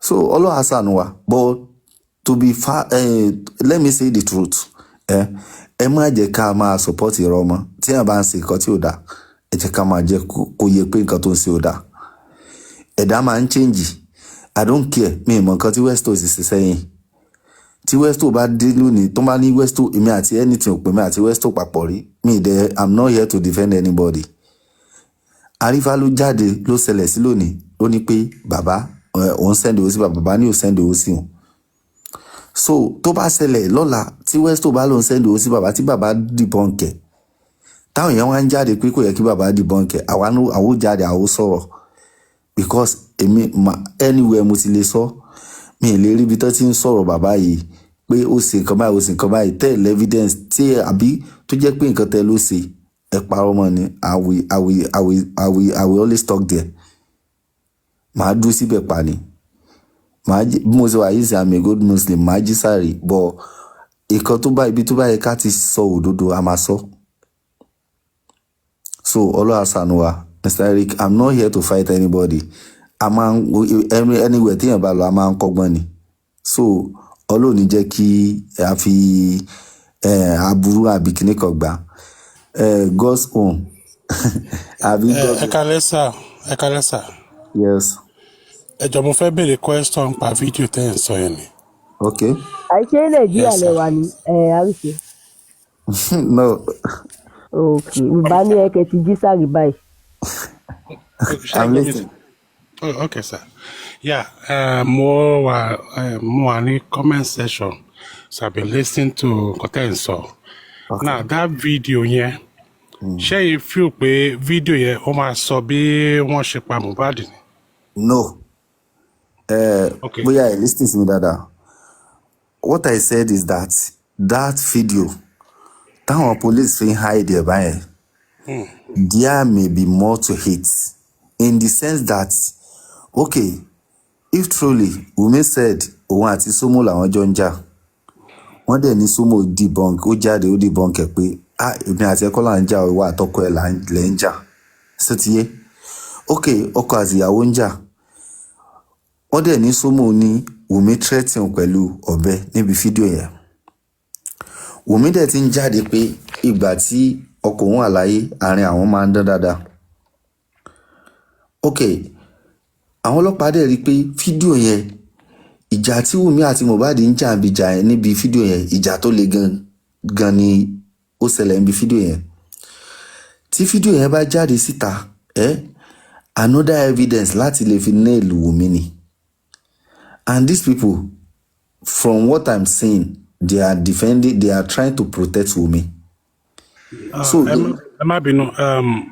like I'm enjoying what you are saying, but sọ pé fídíò yẹn ò lè sọ bí wọ́n ṣe pa Mohbad, right? I will never say that because I Okay, don't know good. the kind of video. Yeah. So, ẹ kàn sọ pé fídíò yẹn ó lè show wa It can make history Wunmi. It can make ìjà wọn, yes. right? No, So, ṣé history ma? creative video yẹn ó lè show bí wọ́n ṣe pa Mohbad. No. Ẹ ti mix it up. Mo bèrè nísìnyí ìgbà tí mo kọ́kọ́ máa bèrè question. Mo ní pé. Èmi mò ń sọ papariano ló ń sọ̀rọ̀ nísìn. Okay. So èmi nígbàgbọ́ pé that video can 100% lead us to what killed Mohbad or how he died. How please? Now, hey, stop that. The reason why I said that video can lead us to what killed Mohbad or give us a good information about what killed Mohbad is because the intention of the sender of that video is to reveal how Mohbad died. Would you agree with me? The sender of that video said, I don't agree. If you don't agree, are you the sender of the video? No. And why do you disagree? Okay, the reason why I disagree is there is every motive behind that video. It could be what you are saying, it could be not. Number one, there is a bait, and that bait is 3 million naira. If you can send this thing, so I can be very satanic. I can have that video, it could be hold, and because there's a money attached to it, I can tell you this video is what actually happened. If I give you, will you give me that 3 million? With a mind of deceit. With a mindset of deceit, just because there is a reward attached to it. I will not push a narrative to make that video look as if it is what happened that day that mobile pie. Just because I want to collect that money. Mr. Creative, but the money wasn't attached to it first. He was the one that sent the message, right? The money was not even attached. When it came online, there was a negotiation about money. Yes or no? Okay, sir. A video was sent because the host, Yomi Fabiyi, has promised that anybody who has any information how Mohbad died, they're gonna give the person some reward. And he was messaged and he was told that that video is about how Mohbad died. And eventually, part of the video was sent. And they said that immediately he noticed that, sorry, my voice is a little bit bad. Immediately he noticed that some people are aware. They claimed that Damola deleted the video. Now, if me and you are sincere, have been sincere, a video is sent to present how a person died since December last year. Till now, the police of a country has not made any attempt to retrieving that video, especially in this part of the world. Who else will not believe that that video, especially a video that contains some persons of interest to the ongoing investigation? You know, I will tell you that to 80% confidence level, I strongly believe that until that video comes out, the intention of that person to send that video is to reveal what killed Mohbad. If it was a bait, then it would have been very easy for the police to debunk that by presenting the fact, which is a 10-minute video. Now, one individual who was part of that video, Zomo, the guy came out today. They asked him a question. Do you recognize this 3-second video? Does the floor of this 3-second video look like the floor of the house you were? This guy said no. Does anything resemble the video that you say you were present in? This guy said he can't say anything, no. Then why are you coming out to say that this is the same video you were? Do you see yourself there? Do you see anything identify that you identify there? No. Now tell me that there is no more to that video.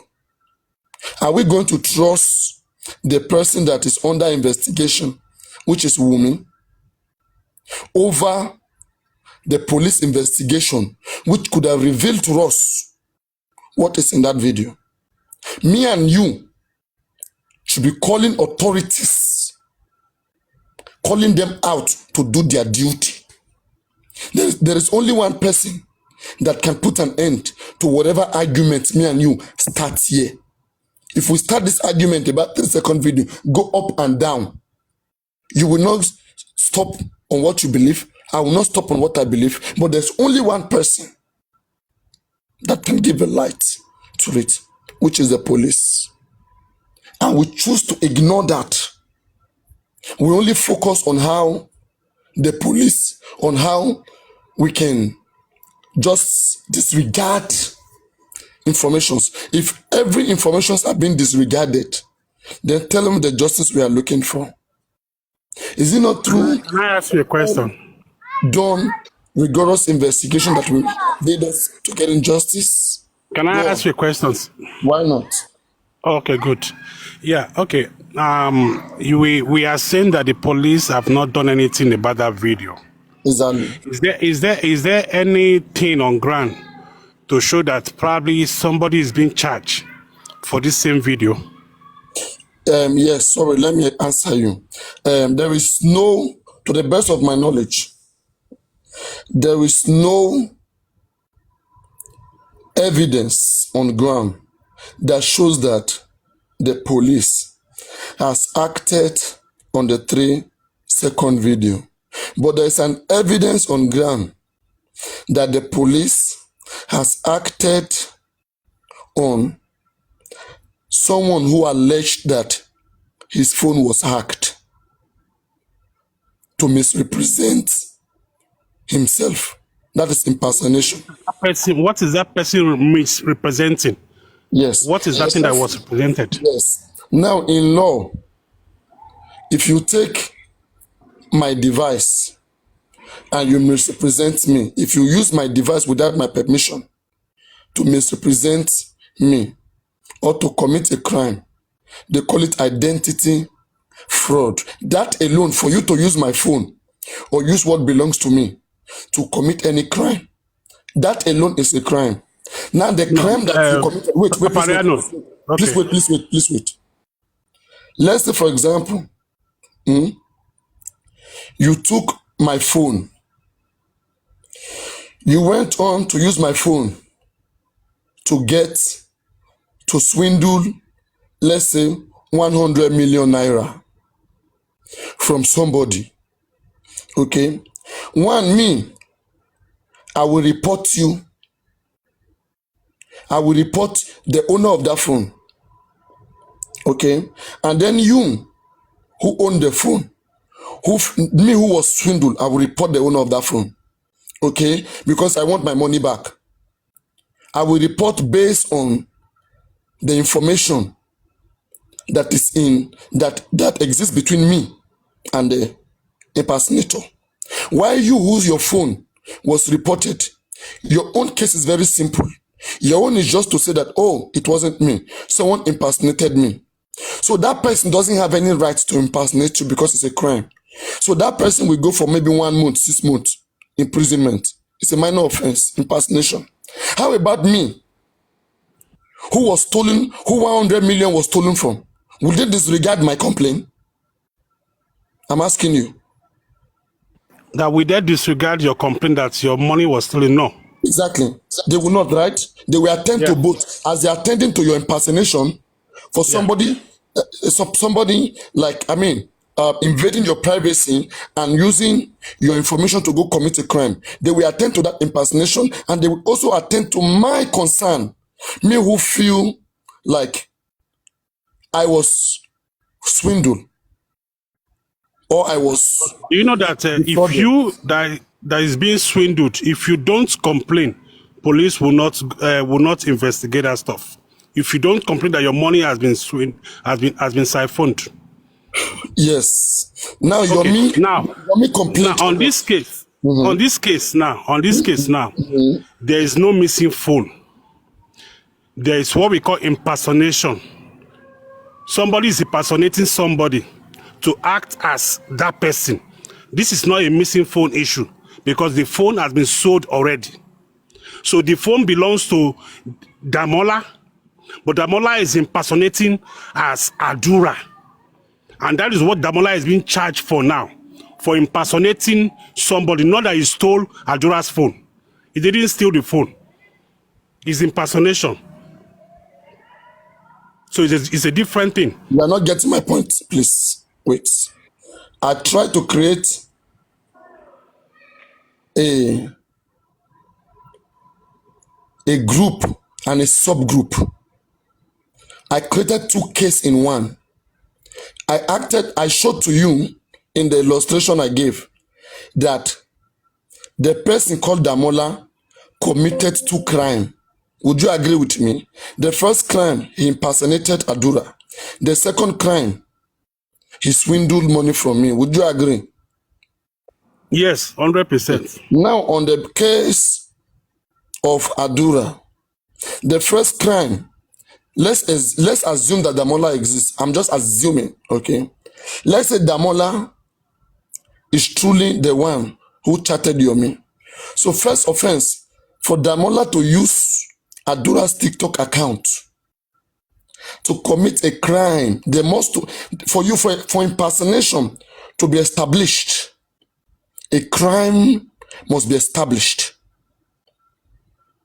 That's what the law says. You have to show that the person used the identity to commit a crime. So the first case here is that Adura's identity was used and a crime was committed, both against Adura and a criminal offense against the state. Now, the case that was against the state is a case of concealing of potential evidence relevant to the ongoing homicide case investigation, and also. Sorry, who is the concealer? Who is the concealer here? No, I want to get. Who is the concealer here?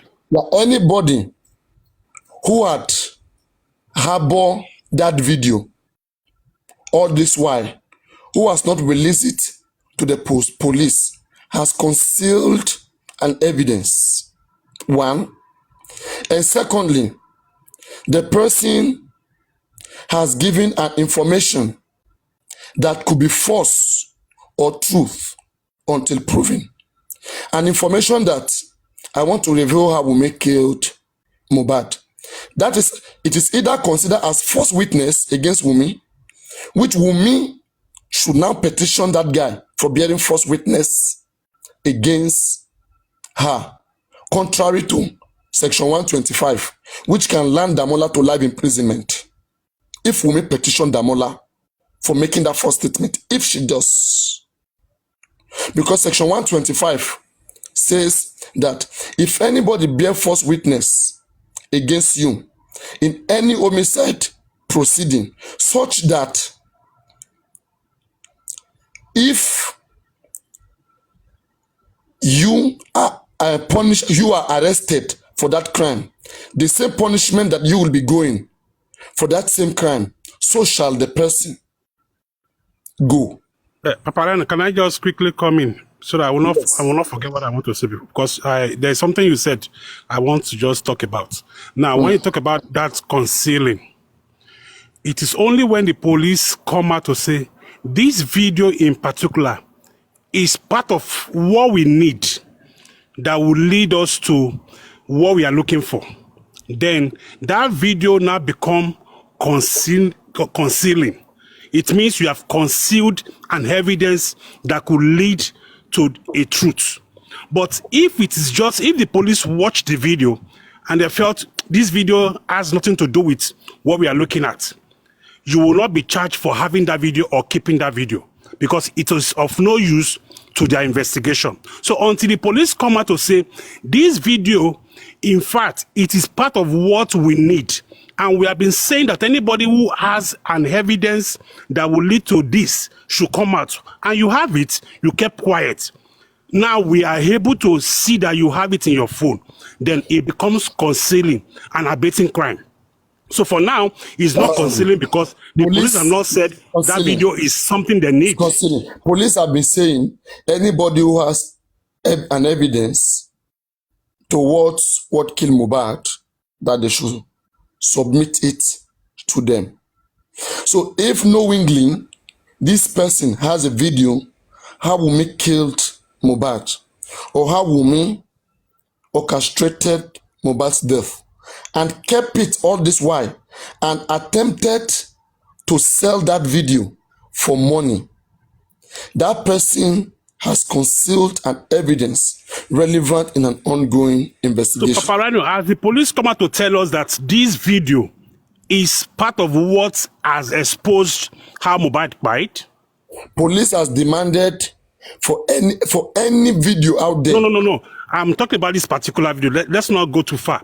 As police come out to say this video, 3 seconds or 10 minutes that we have seen, in fact, it is part of what will lead us to what we are looking for. Have they come out to say Thank you very much. Police investigation. Police should investigate that video and address it. And they have chosen not to investigate the video as I'm speaking to you today. So if they choose not to investigate the video, probably they felt it's not necessary to their investigation. They cannot. But the reason why I'm saying this is this, you know, there are some private videos I have in my phone now. If something happened in my house and I have 2 years or 3 years videos that is a little bit similar, but is my private life, and the police look into it and felt, oh, okay, fine, you have this video, but it's not leading us to what we are looking for. The police will not, by right of privacy, review the video to the public. They will only do that if that video is an evidence. But if you review my private video of probably my fight with my spouse to the public, our personal engagement, which has no link to the issue on ground, you have exposed me to the public. And that will also make the public to either react positively or negatively. They can just take an action that, oh, okay, from this thing, though this thing does not have a direct effect on this, but we are going to lynch you. So the police have exposed my privacy. So if the police feel that this thing does not have any direct link, they don't have to reveal the video to the public. They are the investigator. It is not revealing the video to the public. They can mediate between the petitioner who an attempt was made on swindling. There was an attempt to swindle him to sell that video to him. The video as presented was supposed to be an evidence on how Mohbad died. Now, the police is representing the public. If the police do not give us feedback about that 3-second video, we will forever hold that 3-second video against the police. They're representing us. We cannot share an irrelevant information such as a real evidence like that to the police and did not even address it. They said that they don't even have what it takes to retrieve that video.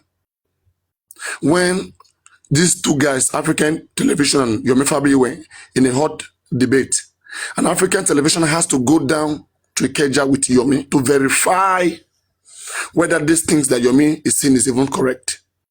And according to him, he said truly they claim the video is with them, but that the person has deleted the video and they don't have what they can use to bring it back. That is not their line of action. Before they will disconnect that video from the statement made by Adura that this video is to show you what killed Mohbad. Now, presently as we speak, we used to think that that video might be an old house. But Zomo right now has debunked that. Because the video of an old house that he has, the tiles of the old house doesn't match with the tiles of that video. The tiles of that video only match with Mohbad's new house. Sorry, does Zomo have that video? Does he have it? No. Zomo have another video. Has he released that video with him to the public? No. The other one don't you think he should? Please wait. The other one that he has no similarity with this particular video. Wumi just mentioned that because there was another occurrence of a similar situation where there was an altercation between Mohbad, Zomo, and the wife, which was also on record, which exists. So they are trying to lure us to make us start believing that this 3-second video is indeed something that happened in the past. Instead of them to put pressure on seeing how this video is released and we get cleared out, they are instead telling us to forget about it. Is this how we want our country to be operating? Where we know if this was supposed to be a country where things are taken serious. I don't think police have made official statement to say that forget about that video. I don't think so. For how many months now? Because from what this whole case, okay. Just wait. For how many months now? The petitioner has been doing so many conferences. In fact, he wanted a protest. The whole CP of Lagos State had to block his rally and come down to him that, okay, we are going to look into it. And even since then, nothing was done. This guy still have to go, few days ago, he still had to go to Arise and lay out his frustration about having no response from that 3-second video. It's disturbing. We are beginning, now that the ties is matched with the new house, then we are beginning to wonder, what could these guys be hiding? Because this thing is very simple. Don't tell me you can't retrieve the video. You can retrieve the video. In fact, in order for them to be able to prosecute Damola, that video is needed. Wait, Paparaino, see, we are getting this thing complicated. As the police come out officially to tell us that we can't retrieve this video officially. Police has officially told him that they told Yomi? Yes, listen. That they officially told Yomi, according to what Yomi said. And he said so again in front of the police. That's why I believe them. And they responded. Okay. Yes. Okay, number two. I've heard you. You have made that point. I don't want us to... I want to make a statement. He said in front of the police that when I brought this video to you guys told me that you were told that you should not address that case. You should only focus on impersonation, true or false. And they said yes. So someone passed an order that they should disregard the 3-second video and only focus with the impersonation. And that it's also in the public space that they said that another station is handling that video stuff, and Yomi should come and view or watch that video. Yes or no? Yomi confronted that was where he met with the CP in Ikeja, and all of them were there. He told it to them. He said, he said, before I went to the other police station, before I escalated higher, that wasn't higher, and I reported this video to you, and you guys said you were only told to focus on impersonation. And then he got mad and left them and escalated the case to higher command. and refuse to go back there. Because when he comes there, the only thing they want him to do, they want him to only be a witness of an impersonation case. They refuse So to what you are saying now that even the higher command is not dancing, is not helping Yomi. The higher command. Let me clap for you. Now you are getting the point.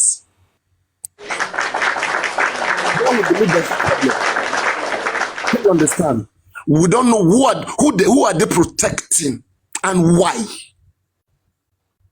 Who are they protecting and why? And I can bet you, if care is not taken till this year will end, you may not say anything about that video, because it's already an attempt to silence it and to derail everyone's attention away from the video. They never expected it out, but eventually came out. How they were told that CCTV camera of mohbad art doesn't function. Just imagine that shock. Now we have 3-second video that has the tiles of that house. Again, you disregard it. How do we even believe that? The CCTV camera. Okay, so paparaino, Damola, did Damola confirm that video is recent? Now, Damola, we don't know. I want you to be fair here. Yeah, that's what I'm saying. Oh, believe me, I'll always be fair. Okay, I'll always be fair. There is no information out there that has shown Damola to be confessing how that video is and who was in the video. But Adura claimed to have watched the video. Okay? Adura claimed to have watched the video. But this is where I have problem with that video. At some point, they will come to us and tell us it was in an iCloud. That what if Damola has deleted it? How does Damola have access to Adura's iCloud? And how can Damola delete such video? They said Damola told police he has deleted it. At first, look at what happened. Look at the game they were playing. That is Wumi fans, Wumi people. Because most times I like to engage them to see whether they are intentionally defending Wumi. Because I'm just trying to see how we can educate our people about the usage of this new technology that the whole world is enjoying, and then we have experienced when we travel. I don't know whether you've traveled before. For me, I've traveled. Been to Europe, I've been to other continents. Been to Asia. I see as small as they are. I see how, to some percentage, I can say we trust their institution. That even when you do something against their citizen, or their citizen commits a crime against you, their institution to 60-70% confidence level will give you justice. That is their institution. But when I look at our police institution, I look at more like a place that is bought. That whenever sorry, Paparaino, because it's like you have taken charge of the whole platform. I understand. I don't want to. I know you will keep educating or talking more about this. Now, I just want to be asking a little question. Now, it has been established. It has been established that Damola impersonated Adura, right? That one is sure. Okay, good. Now he uses his own phone, right? Yes. Okay, good. He only uses Adura's TikTok, right? Yes. And the video cannot be in Adura's TikTok, but in Damola's phone. Exactly. Good. Now, it shows now that whatever has happened, whatever has happened will be that video is not in the custody of Adura anymore, but in that Damola's phone. Now that's where we have problem. Let's dig that. You know, the first game that was played, that's why I wanted to go deep, which you caught me there. That's what I was heading to. The first game that was played to us around that December ending. Okay. Top Movie and some groups, some gangs, they came, they said, that in that Ikeja, that the guy confessed to the police that he had deleted, because sometimes I listen to them. I don't just want to make it look like, I'm only listening to Baba Mohbad. I say, I'm going to listen to the both sides. And because my only interest here is justice, I'm not going to take side. I'm going to speak from the point of the law and possible point of culture and point of morality. Because everything is not about law. Sometimes morale has to play. So this ethics, I brought in some ethics into this case as somebody who have visited other cases. I was in Lawrence platform, if you know the guy is very popular, during the George Floyd case. I saw how beautifully analysis was in homicide cases. Okay, and that was one of the things that triggered me when I was doing my own philosophy class. Then I was teaching, because mostly I do teaching, I do history, I do all of these things, this discussion, and I also do some science courses as a teacher. All right, these are things I do for fun. Okay, so I also like, public speaking, where you talk to people and like you sort out things. I like these things. So this case became a good place for me to express those things I like doing. That's why I clinch onto this case. I watched Burna Boy live. It was live that day. When they were saying, mohbad is dead, then I don't even know Mohbad. I don't know him. I don't know Mohbad. I've listened to some of his songs that I love, okay? But I never know he was a singer of that song. So when Burna Boy said, you don't both, that was what I heard. I said, who be this Mohbad? What's going on again? Like, I don't even think I was in Nigeria at the time. Okay? Should be somewhere in Europe. So like, I just click in, I'm always on the internet. Okay, you always see me, like, and when you do with all these foreign guys, you always have to do with your internet. Any little thing is quick research. You confirm this to establish your point. You have to be able to establish something when you're dealing with everybody. Okay? Yes, it's not just going to come out of your head where you want to form some kind of superiority. It's not going to work that way. You're going to show out something. So immediately I went online, and that same day, I came live. I was live that same day and streaming other people, asking, hey, what's happening? Hey, what's going on? I jump into the case. Seeing the views alone that I saw on some other platforms, right? I said, this thing must be serious. I was seeing 67,000 views, 50,000. I said, what is happening? I say, let me join and find out what is happening. And the moment I jumped on it, I had some kind of weird background, and people started talking about it, and I started picking interest, because I also have experience of bully. I hate bully. I know how it is here, how bully. In fact, most of us, bully is part of our culture. It's part of our culture. Okay? We bully people with age. We bully people with wealth. You're richer than me, you bully me. You don't want to speak. You don't want to speak and have me speaking, because I don't meet up to your status. Right? So all of these things happen. It's something that has become normal, which is not supposed to be in the society. So I followed it up. I was in the case, assessing Naramali Samilari. The first three persons that were suspect then was Naramali, Samilari, and Baba Mohbad. Then we were going that way. The Somalian fans were coming. They were defending Naramali, but we were debunking them. And then later, there's this guy, one oldest Malian fan. They call them Alo Ayo. Okay, the guy is a very strong Naramali fans. Then started, throwing questions, and then I didn't know that all this gist lover, all these things Iyabo and Co were doing. I never knew that they had an agenda to deviate our attention from what actually happened. If I had known, if let's say there was any convincing statement from any member of the family that this guy went to the show, okay, that a nurse came and this is the nurse injected Mohbad, I swear the second day I would have left Mohbad case.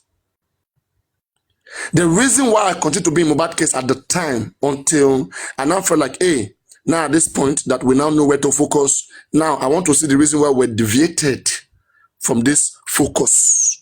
Something might have happened that they're not talking about. And I watch the body language of the wife. I see we must dig more.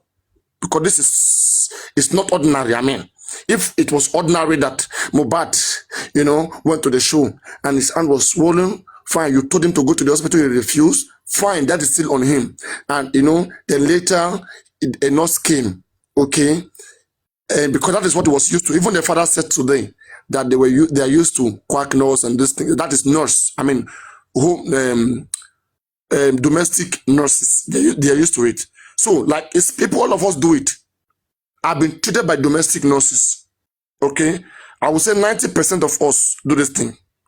I even know how many nurses go around in the street with these vaccines and go around saying they want to they injecting people. Okay? What if something happened at the point of, what if somebody show allergy at the point of injecting the person? That's problem. That's reaction.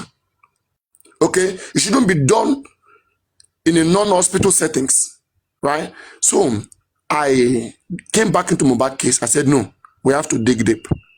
And the drama that was coming out on the side of the wife, more people came in defending the wife without the wife herself being able to explain what actually happened.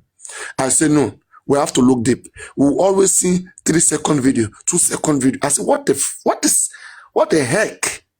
What's going on with these short videos? And that continued to keep me in the case.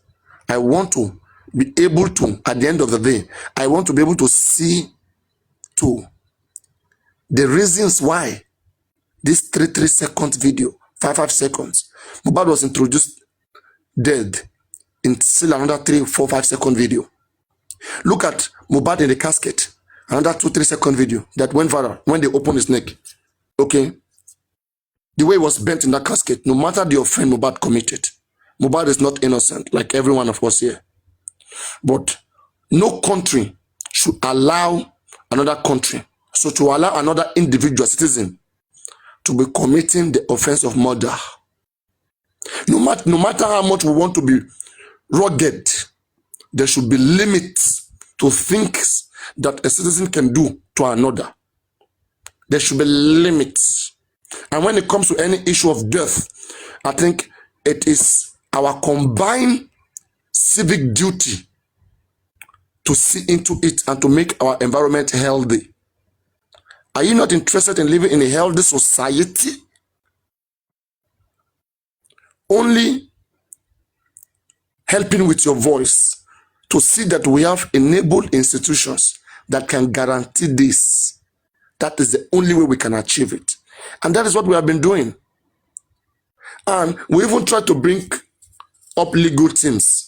We find out at the end of the day, some of them, they happen to be bribed. It means something is really making them not functioning. All these lawyers working Baba Mohbad, they are also being influenced. Okay? They are also being influenced. Common DNA, Wunmi cannot even do DNA. If Wunmi had done DNA all this while, with an authentic result, believe me, I will support Wunmi to petition anybody that come for her and her family and her baby.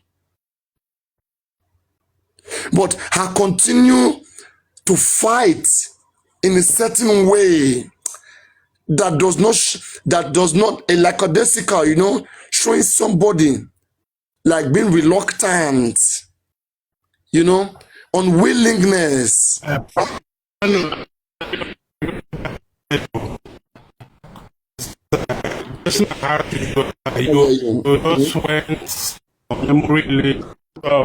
So, no, I'm feeling like you need more history about this case. That's why I'm doing all of this for you. I can come back to this video. Yeah. Can you hear me? When you know, because you have jumped from 3 seconds. Can you hear me now? Can you hear me? Sure. Hello? Yeah, I hear you. Oh, okay. Yeah, you've gone from 3 seconds to the history of how you came into the movement. Now you are jumping to DNA again. So at the end of the day, we will not be able to like treat one before we go to the other. You understand? Now, I think I asked a question. Can you just address my question? Just that my question. They are inseparable. They are inseparable. I want to mention DNA. If I want to be in defense of that DNA, I will. And what will be my defense? Now, if I let me assume I'm a lady. I lost my husband. Let's assume you're Let's assume I'm Wunmi. Okay, good. Okay, good. I'm Wunmi, and I lost my husband, and I'm in a state of mourning. While I'm in a state of mourning, somebody is asking me, go and do DNA. And the person did not even approach me. Let me say my father-in-law did not even come to me one-on-one and say, hey, girl, you know, we are looking for who buy your husband. And we are also looking at this other avenue so that we can clear the eye of the public. We want to also sort issue of DNA. you know, you have called me in a family Do you mind meeting. if I interrogate But you I'm as the hearing police? it. Let's say you are with I'm me. I hearing want it. to interrogate you as the police. Do you mind? Let's see how much you can. Yeah, 100%. But let me just finish my narration about this DNA. Now, I'm hearing it from the media, not from even my own father-in-law. If at the end of the day the pressure now go up, I will be very adamant because number one, I've been disrespected. To be hearing for requests of DNA from the public, from the media, and not from the person who feels he has the right to tell me to go do it. But if prefer to go and consult and talk to the media and talk to me from the media, then I will now tell him, if you want me to do that, then go and follow the right process. But if he had come to me one-on-one and said, we want to look at what killed your husband, and we are looking at many possibilities, but some people are carrying rumor, and I want you to shut them up by doing DNA, I will do it. But if you are taking me to the media, then I will not tell you, go through the right process before I will listen to you. So on that, I'm not going to blame Wumi. I'm not going to blame her. Because you can't talk to me through the media, and you want me to not listen to you. No. I'm not going to do that. So you can go ahead now. Yes. You are not doing this. One, you have an option to do this to clear your name. And second, you have an option to do it to establish the position of your only child as a major inheritor or successor or major inheritor of the inheritance of your late husband in the midst of doubt from the family. Okay. You know, I said it will exonerate women, one, from killing mohbad, from all the different motives, different arrangements, and secondly, to establish that her son deserve the love that the whole world have for the father. And believe me, by now, the whole world, okay, let me just give you a basic history, okay, of how this thing was, then come back to cross-examining you. I remember at that time, there were some insider, you know, what police listen to in an investigation, they like listen to informants who give informations the way they see it. Now, there was some individual who started posting on Instagram, okay? That is after money has been contributed for baby Liam as a package, as a compassionate package to the family. That our celebrity lost, we lost our celebrity, but here is hey, let us contribute money for him. All platforms, many platforms were contributing money. While this contribution was ongoing, then so many different information started coming out that this woman had a fight with the husband, that it was because of the baby, because the husband got to find that he's not the true father of that child. That was why they had to eliminate the guy. Those information started coming slowly. So people felt like, okay, people started feeling like, we want to know what killed Mohbad. We were thinking it's normally Samilari. Now, we got simplified to knowing that Mohbad got home alive. So there's no way those who were in that home wouldn't have known his condition. So let us shrinkle our investigation to only those who lived in that house. We start asking questions. What happened to Mohbad when he got home? We didn't see anybody from the family who can answer us. And all we hear is that we owe the public no explanation. Now, the public now reasonably, they now reasonably suspected women that come. There's been so many informations about how your husband died, and you have created an impression that there are some people after your husband. What is happening with you? Talk to us. What's going on? This woman never said anything. And now, Paparaino, I think you are pushing some narrative that are not right. I'm trying to unless you want me to. What you are establishing are based on some falsehood. Number one, the police have invited. Hold on, sir. The police have invited everyone in that house. They have given their statement to the police. Why do you think they should be talking to the public? Is it the public that will judge the case or investigate the case? If they come to the public and talk, you will change their narrative again. So if they have talked to the police, they don't have right to talk to the public unless they deem fit. It is not a right. Will not change. No, please wait. The public will not change the narrative. The public was only trying to work alongside the justice system to ensure that a divided public. You see, that's what I'm saying. The public initially were one on Naira Marley and Sam Larry. Okay, they were trying to see how Naira Marley and Sam Larry would be held for what happened to mohbad. But gradually, they started asking reasonable question. Then upon asking reasonable question, they find that Wunmi is a suspect and should be treated like a suspect.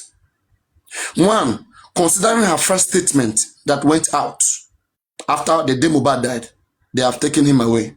You have won. Take your trophy. We feel like police is shielding some people. We felt for her. We felt like, hey, is Nigerian police trying to be corrupt as usual? Because we believe that the institution can be corrupted. That's why we didn't turn a blind eye into mohbad's death. Had they been the police were 100% trusted, we wouldn't have even interfered with whatever that happens between the police and an individual. It has become Paparaino, would you agree with me that there are many narratives that have been pushed by this same public you say is looking for justice? Number one, a narrative of who is the father of baby Liam. They have attached about 7 fathers to that same baby. Hold on, sir. From one platform, from the same people seeking for justice for mohbad, one person has attached 7 fathers to this person. Do you not think I should see that person as being having integrity, looking for justice? Do you think so, in your own opinion? Oh yes, I should think so. Yeah. Oh, good. So if somebody is inconsistent, please, based on narrative, I should not believe that person that is looking for justice. Creative. In searching for justice, you empty many boxes. If not this, then this. If not that, then that. In an investigation, investigation is not straightforward. People who are saying, oh, that child may look like this. If I see you today, creative, I may see you, creative, today, close to Ronaldo. And I will say, creative looks like Ronaldo. But tomorrow, I may see Lionel Messi close to you and find more similarity between you and Lionel Messi. The fact is that you have resemblance, that I find you to be having resemblance with other people. But there's only one true answer. And that is what we expected from Wunmi. The only one true answer should have come from Wunmi. To check, to establish the true father of her. Paparaino, see, I don't want us to dwell too much on this because the more I ask you questions, the more you try to tell stories At the end of the day, I am only proving to you, whenever you take me to, I'm trying to prove something to you there. No, see, when the issue of, we are talking about the issue of DNA now. Yes. And we are talking about who has the rights. Now I'm asking you, does the public have the right to ask somebody to do DNA, or the father of that person, or probably, let me now add Baba mohbad, or the father-in-law, who of them have the rights? Yeah, it is on many folds. Everybody. By law. Creative. You're not dealing with a novice now, please. We can quote law. I understand, because I asked you a question. I want you to just go straight. Creative, I don't want us to be. You don't have to tell me by law. I apply law when I speak. If you want us to go, to speak legally, only legally, we're gonna do that. Okay, good. I'm listening. I'm the first person to come out here and read section 63 to 67 of the Child Right Act 2003. I was the first person that came out to read it. Okay, and that is the only place you will even ever see DNA issue being addressed directly. The other section, you'll be seeing a child born into a marriage, as long as the father acknowledge it belongs to the child of whether belong to the wedding, belong to the marriage. Those are basically things you'll be seeing. We've gone through this. There's nothing in this DNA stuff that we've not tackled. But I'm just trying to bring you some areas of concern here. So the question you asked, right, is divided into many folds. Anybody can reasonably ask or recommend for a DNA to be done, considering the situation that exists. Anybody. Now, yes, please wait. Let me tell you. Now, Paparaino. What are the legal reasons? Please wait now. Please, relax. Let's speak legally, please. Don't come and do common sense. What are the legal? How do we address this legally? Let us look at the reasons why DNA can be demanded. DNA can be demanded, one, on criminal circumstances, where you are dealing with a criminal case, having to go the route of DNA becomes an option. One. Sorry, sir. In that one, who will request for the DNA? No, I want to. Please wait. Please wait. Just, if you relax, you will not. See. You made this thing. I want to make you understand this. You are not taking your time. Want to mention East State? Allow me to ask who has that right. For criminal case, who has the right to ask for DNA? I'm trying to craft your answer. For criminal case, who has the right to ask for DNA? Would you let me answer you? Now, I said that the different reasons for demanding for DNA in criminal case circumstances, okay? Any individual can suggest as a solution that if DNA is done, it will help to know whether the paternity of this child has to do with what eventually led into what caused the death of an individual. One. So in this case, any member of the public can make it as a suggestion. I disagree. Please just wait. Please let me make my point. You can disagree however you want. So any member of the public, because it's a criminal case is a public case. It's a public case represented by the police. The police are representing us in solving a criminal case. So me as a member of the public, I can take my evidence to the police. I can make my suggestion to the police. I can state my opinion to the police about the ongoing criminal case. One. So on the aspect of criminal cases, suggestion can be made. And I think those who have been asking for DNA, most of them have been suggesting, they are trying to tie it to criminal case, not inheritance. Now the second reason why DNA may be demanded is based on inheritance. And when it comes to inheritance again,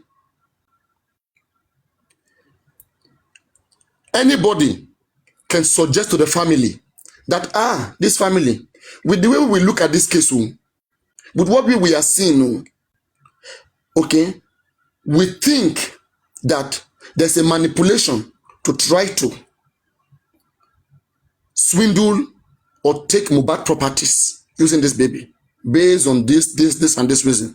Now, if the member of that family, if they are convinced and they find that reasonable, it is now up to them to make an application before the court with a local standing that they have tie with the person that they are standing for.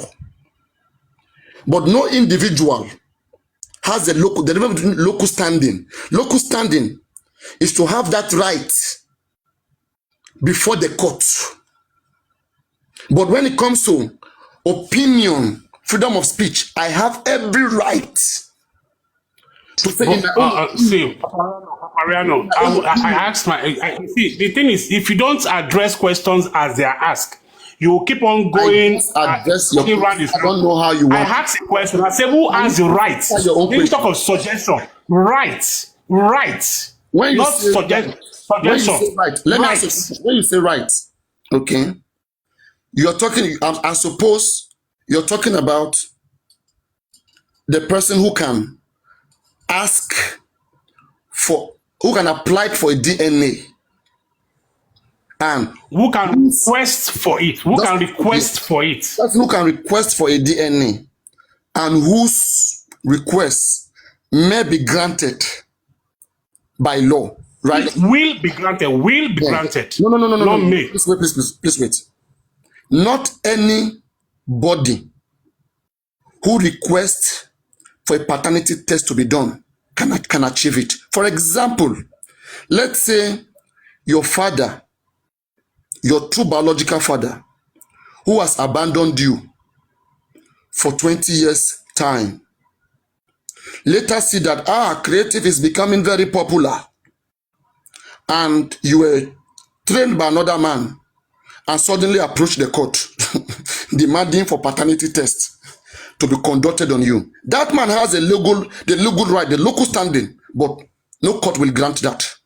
Only the court will grant it. The court will grant it 100%. Only you. The court will grant it 100%. Let me quote the law for you. Can I address that? I have allowed you to speak. Can I address that? I asked a question. I said, who has the right? When you mention criminal case. No. Don't go. Before you go there, let me quickly debunk that. By law in Nigeria, any child that is above 16 or 18 years, no individual can force them to do DNA. It must be by their own will, by law in Nigeria. But if a child is minor, you cannot use a Child Rights Act. Child Rights Act is for minors under 16. But any child. So do you agree to that or not? Let's establish first. Child Rights Act. I know all these things. Can I answer the question now? Answer that question. No. Now, you are talking. You mentioned my father. You said if my true father. Can we address it? Yes. Hold on, ma. I will give you a chance to talk. Okay. You mentioned if my true father probably left me for 20 years. And at the end of the day, he now saw I'm being successful. He now want to come back and claim ownership of me. If he cannot force me to go do DNA, but if he approach the courts, he has to establish the fact that there is a dispute of who owns this child. There is a dispute.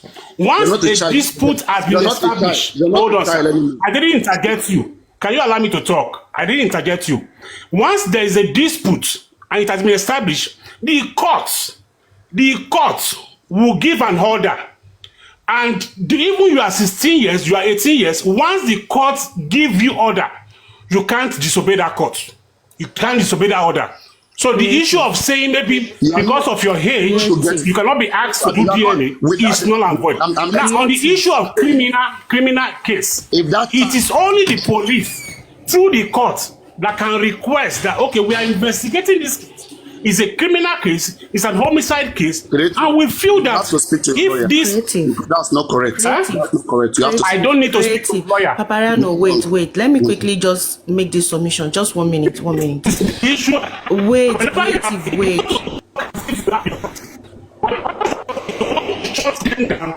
It's actually breaking. It's breaking.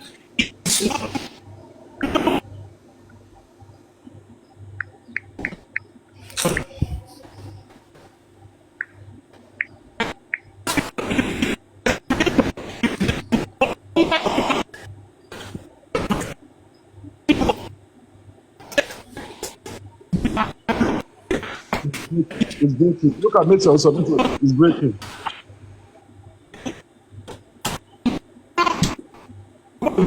Creative. But can you guys hear me? Paparaino. Paparaino. Speak on. The question this guy is asking you. Let me answer him. Can we first address what we are talking about? Okay, you can answer. Yes, wait. Before you come back. Yeah. Yes, let me answer creative. The question is asking you. One, when mohbad died, the paternity conspiracy started from VDM. Me heard it from VDM when we were like looking at the loopholes, like what can lead to the cause of death. Then VDM said they should check for the DNA. That aside, Wunmi at the inquest, in Wunmi CTC at the inquest, when the judges, the lawyers, were asking Wunmi, when mohbad died, did you inform the father? Wunmi said no. Hope I'm audible. Wunmi said no. Then they asked her further question like, why didn't you inform the father that his son is dead? Like, why? And Wunmi started narrating that the reason why he didn't inform Baba Mohbad is because they are having issue. There is already a misunderstanding based on the placenta. And Baba Mohbad was shocked. Like, so, is it true? Actually saying outside is true. Is it true? Then Baba Mohbad now said that during the birth of Liam, his son called him and said, Daddy, I want to bring this placenta so that we can do burial. We can bury this placenta. At the long run, his son Mohbad called him again and said, Daddy, Emma worry that there is no need again. Then Baba Mohbad now said, if Wunmi can placenta, that is the reason why he never called him that his son is spied.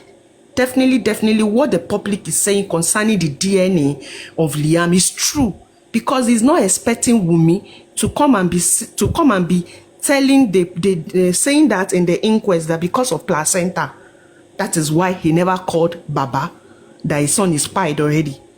So in that aspect, if Baba should stand to ask for DNA, I don't think it's too much.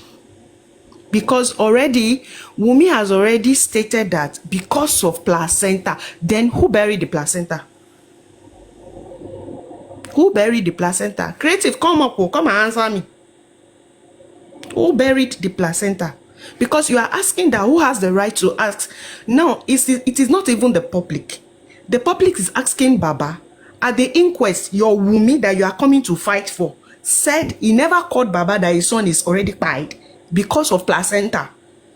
What the fuck are you saying, creative? People will just come up and be blabbing bullshit here. Come and be talking rubbish. If Wunmi is giving you people money, if Wunmi is sponsoring people, you people don't think. Go and read Wunmi CTC now. Go and read Wunmi CTC. Wunmi already said it at the inquest. When they ask her, why don't you call your father-in-law?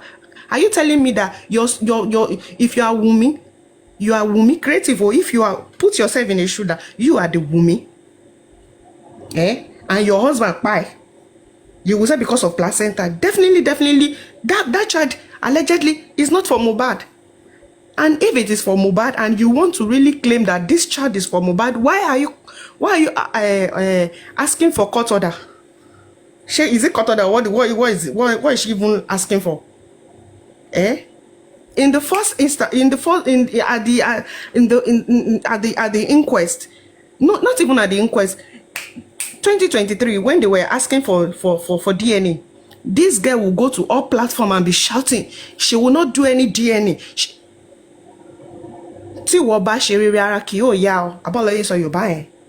If Wunmi know that the baby is for Liam, is for Mohbad, why is he running head and up and down? Bring him up. He's here. He's there. He's back here.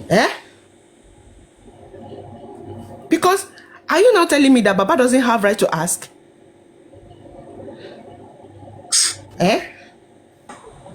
Yes, you are here. Creative, I've answered your question. You didn't answer my question. You see, number you said one, who have the right? No, you asked the question. You don't twist your question. Hold on, ma. When we are talking, I don't like people using insults. I don't like people insulting people. Like, what a fucking, I don't do that. Let's be constructive and let's respect each other. Right? Go on. I might have a different opinion with you. It doesn't matter that you have to insult me. Just go on with your questions. That's been said. Now, if you want me to engage you, I'm going to engage you. Now, I'm asking you this question now. Who has the right to ask for a child DNA? I'm asking you. In this conspiracy, not conspiracy, paternity. by law. It's conspiracy already. No. Leave conspiracy by law. Who has the right to ask? Baba has right. Baba has right. I said who. Baba I never said right. Baba. Who? The question is who? The husband has the right. Number one. I'm asking you. Husband has the right. One. Baba. Who's the next Baba person? has the right. Number two. Baba has the right. Two. Who again? What do you want to point out? I'm asking you a question. If you are done, tell me you are done. No, what are you trying? I'm done. What are you trying to point out? Okay, good. Now, I keep trying to know what. Wait, paparaino, wait. I want to see what he's trying to drive out. Establish something. Let's make the question clear. It's not clear. It's an open question. No, it is clear, paparaino. I said who has the right? Who?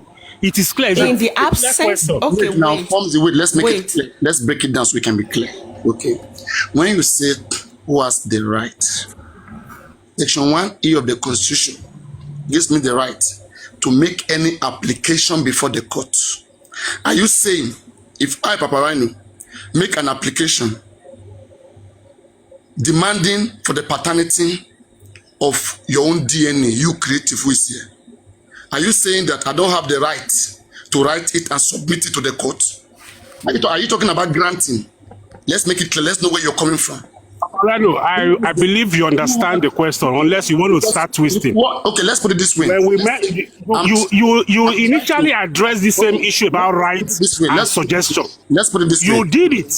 So you don't need to start asking me that right again. You know it. You are trying to be corny. That's why I don't like corny. I like this is another thing I hate. Now, you telling me I'm corny.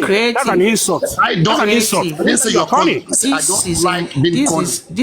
No. I hate that. That's an insulting statement. That's what it means when I say I don't like being corny. What does that mean in English? When I say I don't. If you don't like it, don't call me that. Don't tell me I'm being funny. I don't like being funny. My question is very simple. It's very simple. Who has the right? Who has the right? Please wait. If you're talking about who has a local standing, no. This local standing you're talking, you're just using legal terms. Right and local standing is the same thing. If you're talking about local standing, who can ask and they can be granted? We're talking about the mother, the father, and the guardian. Oh, the mother, the father, and the guardian, right? The legal guardian, yes. Okay. What about the court? Does the court have the right? If it's about the right, does the court have that local standing also? We are talking about the right to demand. Court don't demand. Court pass. Oh my God! Does the police have when they are investigating a criminal case? That's what I'm saying. You see, that's what I'm saying. That I was trying to establish a criminal aspect of the reasons why. I think you have spoken enough. Let me engage you. She mentioned placenta. Police can demand based on criminal cases. Police can demand, right? Those are criminal cases. Can you demand? You as a person, can you demand? I can suggest to the police, and I can suggest to the father to do DNA. Oh, you can suggest, but you don't have any rights, right? Before the court, I don't have any right to go ask your child's DNA. Okay, so the public does not have the right to ask for me to do DNA, right? I have the right to opinion that if I don't believe that child belongs to mohbad, you can only suggest. You don't have the right. Exactly, I'm suggesting. In the face of the law, you don't have the right. Sure.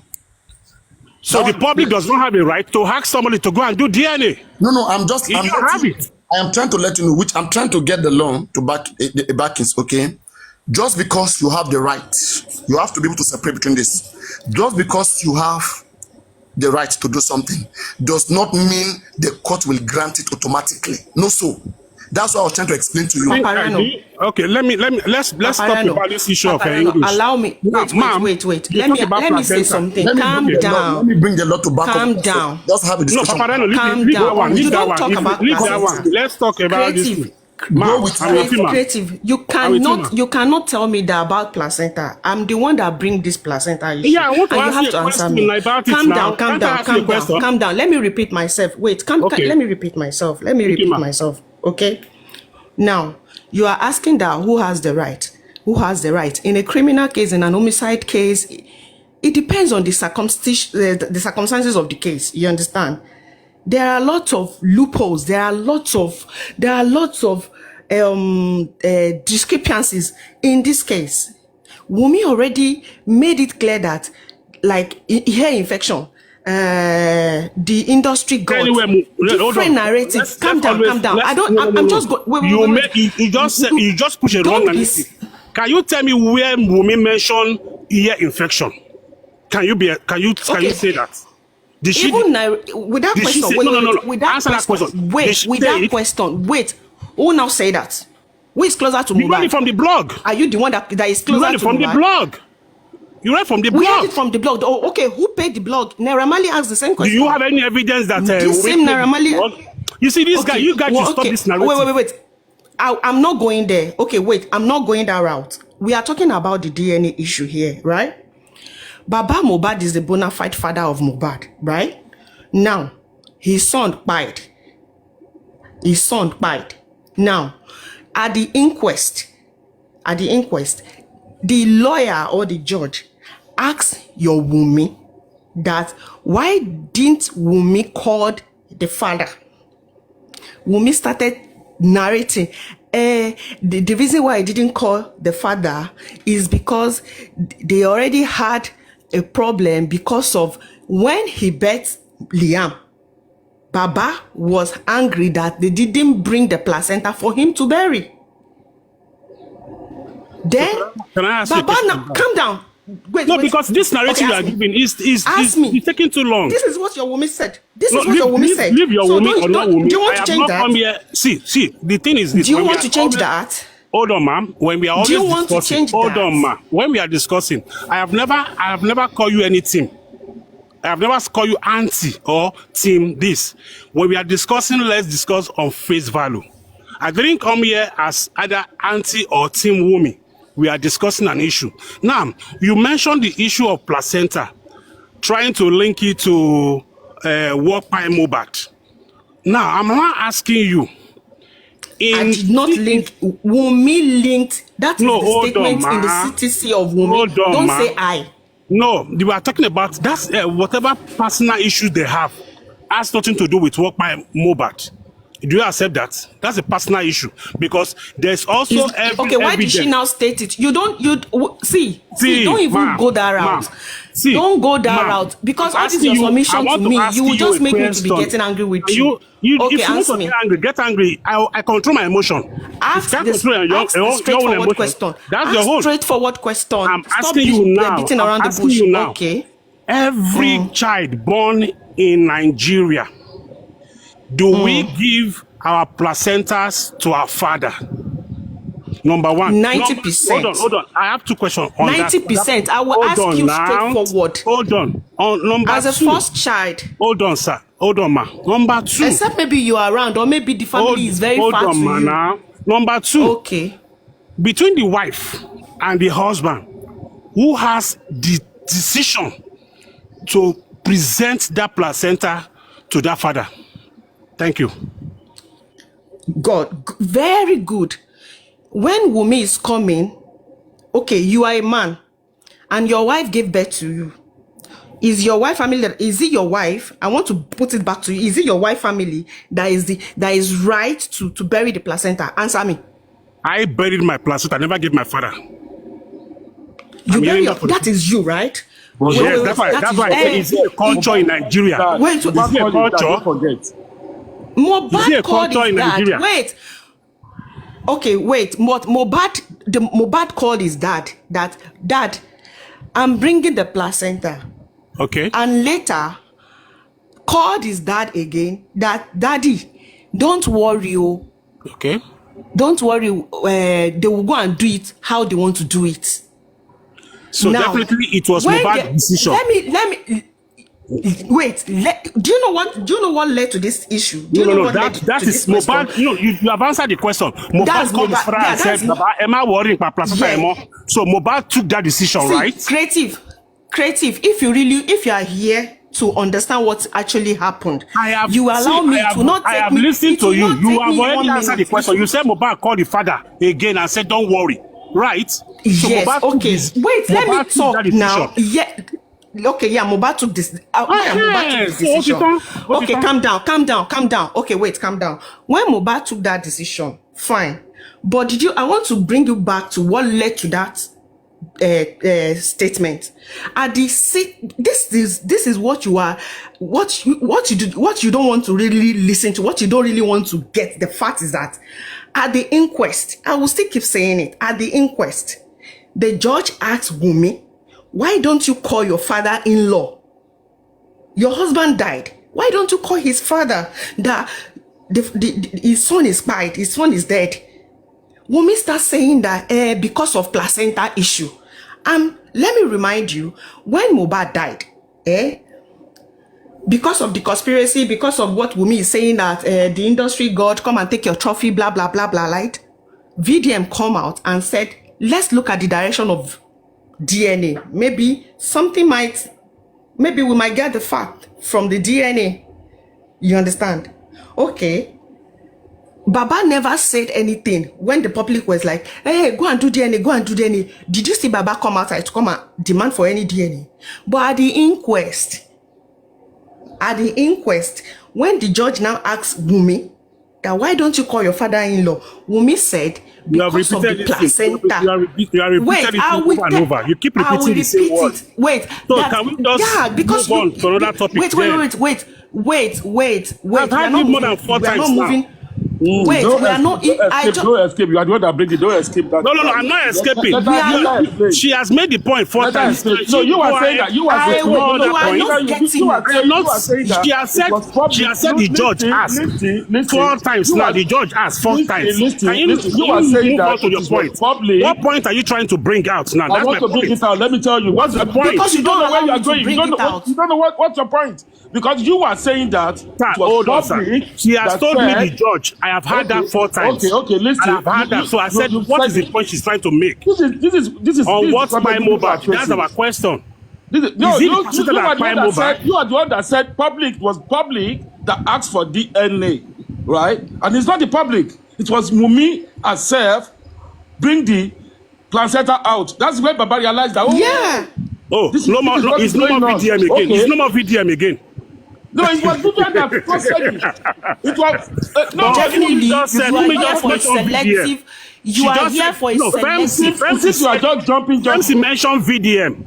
You said he said even when VDM said it, Baba did not even talk about it. Listen to what they are saying now. You see, you guys are saying that you are confusing yourself. So who first raised it? Who first raised it? It was Wumi that said placenta. Wumi. Wumi raised the issue of DNA. Of course. Yes. What do you mean by the issue of DNA? You are grown up man. What is placenta? Placenta is belong to not the woman. It's for the man. Sir, Emma Binu, sir, you are a man, right? Yes, sir. Yes. I want to learn from you.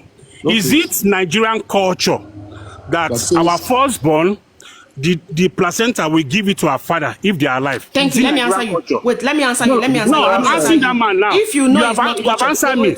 Wait. If you know that this is not cultured, why is Wunmi now answering the judge? Because they ask you, why don't you inform your father-in-law that your husband, his son is dead? Can I answer that question? If it is not, it's not cultured, calm down. If it's not cultured, if it's not cultured, why are you being insulted? If it's not cultured, if it's not using insults. If it's not cultured, why is Wunmi answering the judge that is because of placenta?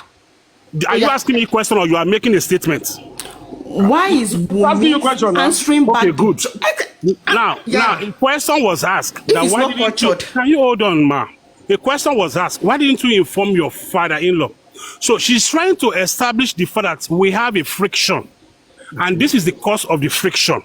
Okay. And that was why she mentioned placenta. That this is the friction. We have a friction among us. Kilo fa jain issue placenta. If the judge did not ask her that, why didn't you inform your father-in-law? Issue of placenta will not come up. Thank you very much. Thank you. Ẹni sùúrù sà, ẹni sùúrù sà. Ẹ mọ̀ pé ọmọ àlè pọ́ńtà. Ẹni sùúrù sà. Ẹni sùúrù sà. Ẹni sùúrù sà. Ṣé mọ̀ pé ọmọ àlè pọ́ńtà up to now? Ṣé gbogbo àwọn tó bẹ́rì placenta ló mì pé ọmọ ọkọ ni wọ́n? Hello, my brother, let me just tell you. Question, I believe, listen, I believe you are not in Nigeria. I am in Nigeria. So forget about it. I'm in Nigeria. I'm in Shomolu. You are in Shomolu. You are telling your children to keep quiet around 2 o'clock midnight. So keep quiet. No, this woman told she told me keep quiet, and I told her that she shouldn't insult me. Emma farabalẹ̀ kẹ́ máa gbọ́rọ̀ náà. Wọ́n sọ fún mi kí n keep quiet. Mo ní kó má bú mi. Ẹ̀rí pé yóò farabalẹ̀ ń sìn.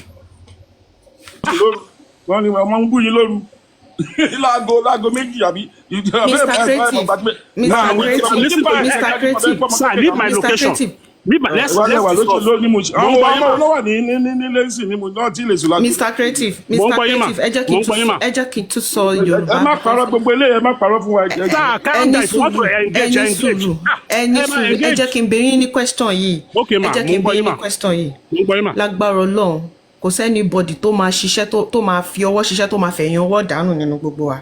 Because tí ara Wunmi bá mọ́, ọkùnrin ni ẹ̀yin náà gbéyàwó sílé, gbàdúrà pé kẹ́ fi ọwọ́ ṣiṣẹ́ kẹ́ fẹ̀yìn ọwọ́ dànù, bẹ́ẹ̀ má rí lé ni ẹ máa má rí lọ́la. Okay, kí ni question yín èmi ò ń go through emotional stuff. I don't go through emotional stuff. Èmi gan bá ń ṣe emotional stuff. No, but then sọ pé àní fọwọ́ ara ṣe kíní kan mi ò I don't have time for those ones. Tó bá jẹ́ pé ẹ̀yin ni mo fẹ́ direct question yẹn wá fún yín pé tó bá jẹ́ pé ẹ̀yin ni ẹ wà ní ṣù yẹn. Ṣù ta ni èwo nínú wọn ṣù ta ni. Ṣù pé ẹ̀yin ni bàbá ọkọ. Bàbá ọkọ, okay, good. Bàbá ọkọ. Okay, now, good. Anything, ẹ̀yin ni bàbá ọkọ. Okay, ma. Ẹ ti ń gbọ́ fìrìnfìrìn níta pé wọ́n dẹ̀ sọ pé ọmọ tí ìyàwó ọmọ mi gbé wá sílé yìí ọmọ àlè ni. Ṣùgbọ́n ẹ̀yin ò tí fẹ́ bá wọn fẹnu sí pé ọmọ àlè nítorí ọmọ yẹn kúkú ti kú already. Dẹ̀ gbàdúrà kọ́mọ yẹn kú àkúrun. Because kò sí nǹkan tí bàbá fẹ́ gain. Tí Liam bá jẹ́ ọmọ bàbá, ìdùnnú wọn ni because wọ́n máa believe pé tí mo bá dìbò. Ẹ bèrè question yẹn kò sọ ká má pẹ́ lórí. Now question yẹn ni mi ò ṣe emotion ẹ jẹ́ kí n sọ̀rọ̀ mi. Ẹ máa ní sùúrù náà. Ẹ má gbàgbé pé bàbá ìyá Mohbad bàbá Mohbad máa mọ̀ ń bọ̀ yé ma pẹ̀lú mi lórí bẹ́ẹ̀dì o ẹ má gbàgbé tìyẹn náà. You go ahead ma. Go ahead ma. Ẹ bá fẹ́ béèrè question sir. Bí ìbéèrè question mo tún fi mọ́ ń sọ mọ́ wọ́n létí. Ẹ farabalẹ̀ ẹ jẹ́ kó ẹ má gbàgbé pé wọ́n bá wù mí lórí bẹ́ẹ̀dì pẹ̀lú. Calm down. I'm listening ma. Mo ń gbọ́ yín ma. Okay, Mr. Creative, ẹ̀yin ni bàbá Mohbad. Ẹ̀yin ni bàbá Mohbad. Yes ma. Now, tó bá jẹ́ pé ẹ̀yin ni mo fẹ́ fi yín sí ṣù bàbá Mohbad. Ẹ ti gbọ́ wùrùwùrù níta pé ọmọ tí ìyàwó ọmọ yín gbé wálé o ọmọ àlè ni bọ̀ ẹ̀yin ò fẹ́nu sí pé ọmọ àlè ni. Okay, ẹ wá dé ilé ẹjọ́ níbi tí wọ́n ti lè bá yín dá ẹjọ́ wọ́n wá ń béèrè lọ́wọ́ ìyàwó ọmọ yín pé nígbà tó ọmọ ẹni yìí kú o kí ló dé tó o pe bàbá ẹ̀ pé ọmọ ti kú ṣẹ́dá mọ̀ pé bàbá ọkọ ó ti ń gbọ́hùn rùn tẹ́lẹ̀ pé ọmọ yìí ò ń ṣe ọmọ yín o ọmọ tí ọmọbìnrin yìí gbé wá kò ń ṣe ọmọ yín o ok ẹ fẹnu sí ẹ tí ìfẹ́ sọ pé ẹ ti gbà ok nísìn nígbà tí ọmọ yẹn tún wá ń sọ ó sìn pé nítorí pé nǹkan tó wọ́n fi pè yín as bàbá ọkọ òun ni pé nítorí pé ìjà ti already ìkùnsínú ti already wà ńlẹ̀ tẹ́lẹ̀ pé ẹ ń gbóhùn bínú pé ẹ jẹ́ kóun sin placenta ẹ jọ tó bá jẹ́ pé. ṣé kí n dáhùn question yẹn mo ti understand question yẹn mi ò fẹ́ ká pẹ́ lórí rẹ̀. ẹni sùúrù èmi gan ò pẹ́ mi gan níṣẹ́ ní mò ń kàn lé ní ẹgbẹ́ ìsùn. no àti pé elaborate yẹn mo ti understand question yẹn already. elaborate mo fẹ́ kó ràn mí yé yín ni. ó ti yé mi. ẹ̀yin ni bàbá Mohbad o tọmọ yẹn wá ń sọrú irú èdè bẹ́ẹ̀ yẹn pé torí placenta lòun ò ṣe lè pè yín pé ọmọ òun kú. ẹ jọ ṣé kí n dáhùn question yẹn. ẹ̀dẹ̀ tí ń gbóhùn oorun kí ni nǹkan tẹ máa sọ. ẹ ti sọ lẹ́ẹ̀kan okay fine. kí ni nǹkan tẹ máa ṣe. fine good now if I'm a sensible father-in-law and mo ń gbọ́ fìrífìrí níta pé ọmọ tí ọmọ ọ̀tá mi tó fi lẹ̀ ní pé kò ń ṣọmọ mi as a sensible father-in-law as a responsible father-in-law I'll call a family meeting and I will invite the wife of my son. ẹ ti yà bọ̀ inú ilé ẹjọ́ mà ni mo ti ń sọ̀rọ̀. hold on ilé ẹjọ́ ni àbí ilé ẹjọ́ ni ìyàwó ọmọ yìí ti ta. ṣebí ilé ẹjọ́ la ti kúrò ó ti sọ placenta a dẹ̀ ti kúrò nílùú. ẹ ti kúrò native ẹ yé parọ́ ilé ẹjọ́ lè ṣì wà. mi ò sọ̀rọ̀ sí ẹni mò ń parọ́ mo ní pé nígbà tí mo ti gbọ́ ilé ẹjọ́ tó accuse me of placenta I said I will call a family meeting. Why are you guys okay, family meeting pé kí ni oya kí lẹ ma ewu ẹjọ́ wo lẹ ma dá ní family meeting. Now hold on I will call I will summon a family meeting as the head of the family and I will tell and I will call my wife's son and said mo gbọ́ làálàá pé ó kò kíníkíní kan náà ọ̀rọ̀ tó tún wá sọ o mention placenta kíní yẹn ó wá sọ mí jí wípé nǹkan go on as a family alọ́ba family táwa jẹ́ o à ń mandate yẹ pé kó lọ ṣe DNA ọmọ wa.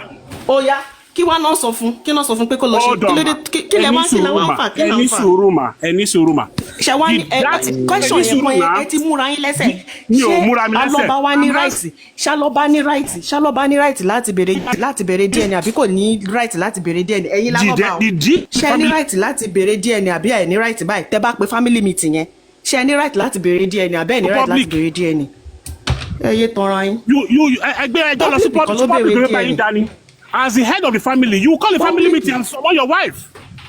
You summon her to the family meeting. Public ìkọ́. Aloba family are taking a decision. Kí lẹ wí? Public ìkọ́ ló béèrè DNA. But in the sense pé VDM ló béèrè náà, but you said it yourself. Mention VDM. You to mention VDM. VDM lórí èsì ẹ̀nà wọn sọ olórí. But she said it now and she's denying it again.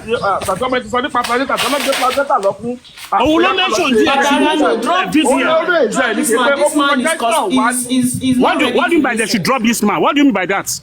So if opinion does not go your way, they should drop the person. If opinion does not go your way, they should drop the person. You are twisting people's word. It means you're not being consistent. You ask me a question. You are twisting your word. You are twisting your word. If you suggestion let me. Tell you to ṣe díẹ̀ ní ọmọ tí tẹ́sí ta ọmọ yín. ẹ̀sọ́nsìn ẹni pé tó. ẹ̀sọ́nsìn. o ṣe ẹni sí ẹni tí o ti ṣe ó ní kéèyàn lọ ṣe. èyí sí ẹni sùúrù. jẹ́ ti ṣe. èmi ò ṣe ìdíkọ́ sí ìrònú bẹ́ẹ̀. o ṣe ẹni sí tí ì ṣe àgbẹ̀sí kọ́ lọ ṣe. èmi ò bẹ́ẹ̀ ṣe ń ronú ni. no tí ì ṣe ẹni kéèyàn kọ́ lọ ṣe. bẹ́ẹ̀ni nígbà tí mi nílò òdùbá yìí ronú mi ò it only shows your mindset. nǹkan tá ì lè gbà ẹ máa jù fáwọn èèyàn. ẹ̀yin ò ṣe tọmọ yín lọ́kẹ́ bá sọ̀rọ̀ pé jíjẹ́. ẹ sọ pé tó bá jẹ́ ẹ ti dé mi lóhùn ẹ ti sọ pé tó bá jẹ́ yìí ni bàbá lọ́ba ẹ lẹ́ ẹ máa padà sílé ẹ máa pe meeting ẹ dẹ̀ máa pèyàwó ọmọ yín ẹ máa sọ fún pé kíníkan pé kó lọ ṣe DNA. Exactly. nǹkan tí bàbá ṣe náà nìyẹn. No, bàbá never did. He never did. Baba He did. never did. Baba No, did. ma, don't lie. Baba He never called him. Baba told her to do DNA. It's a lie. Baba told her to do DNA. And He never summoned her. Did she summon her? Wunmi lawyer. Even baba tí ò ní right fún ọmọ ẹ̀. Àdúrà gan baba sọ̀rọ̀. Ẹ̀gbọ́n Mohbad náà baba sọ̀rọ̀. And you are seeing that person as being control of the family. He has lost his authority. Can you hear me? I don't like too much. Okay. I told you that it is not about being a father that can grant you an application on the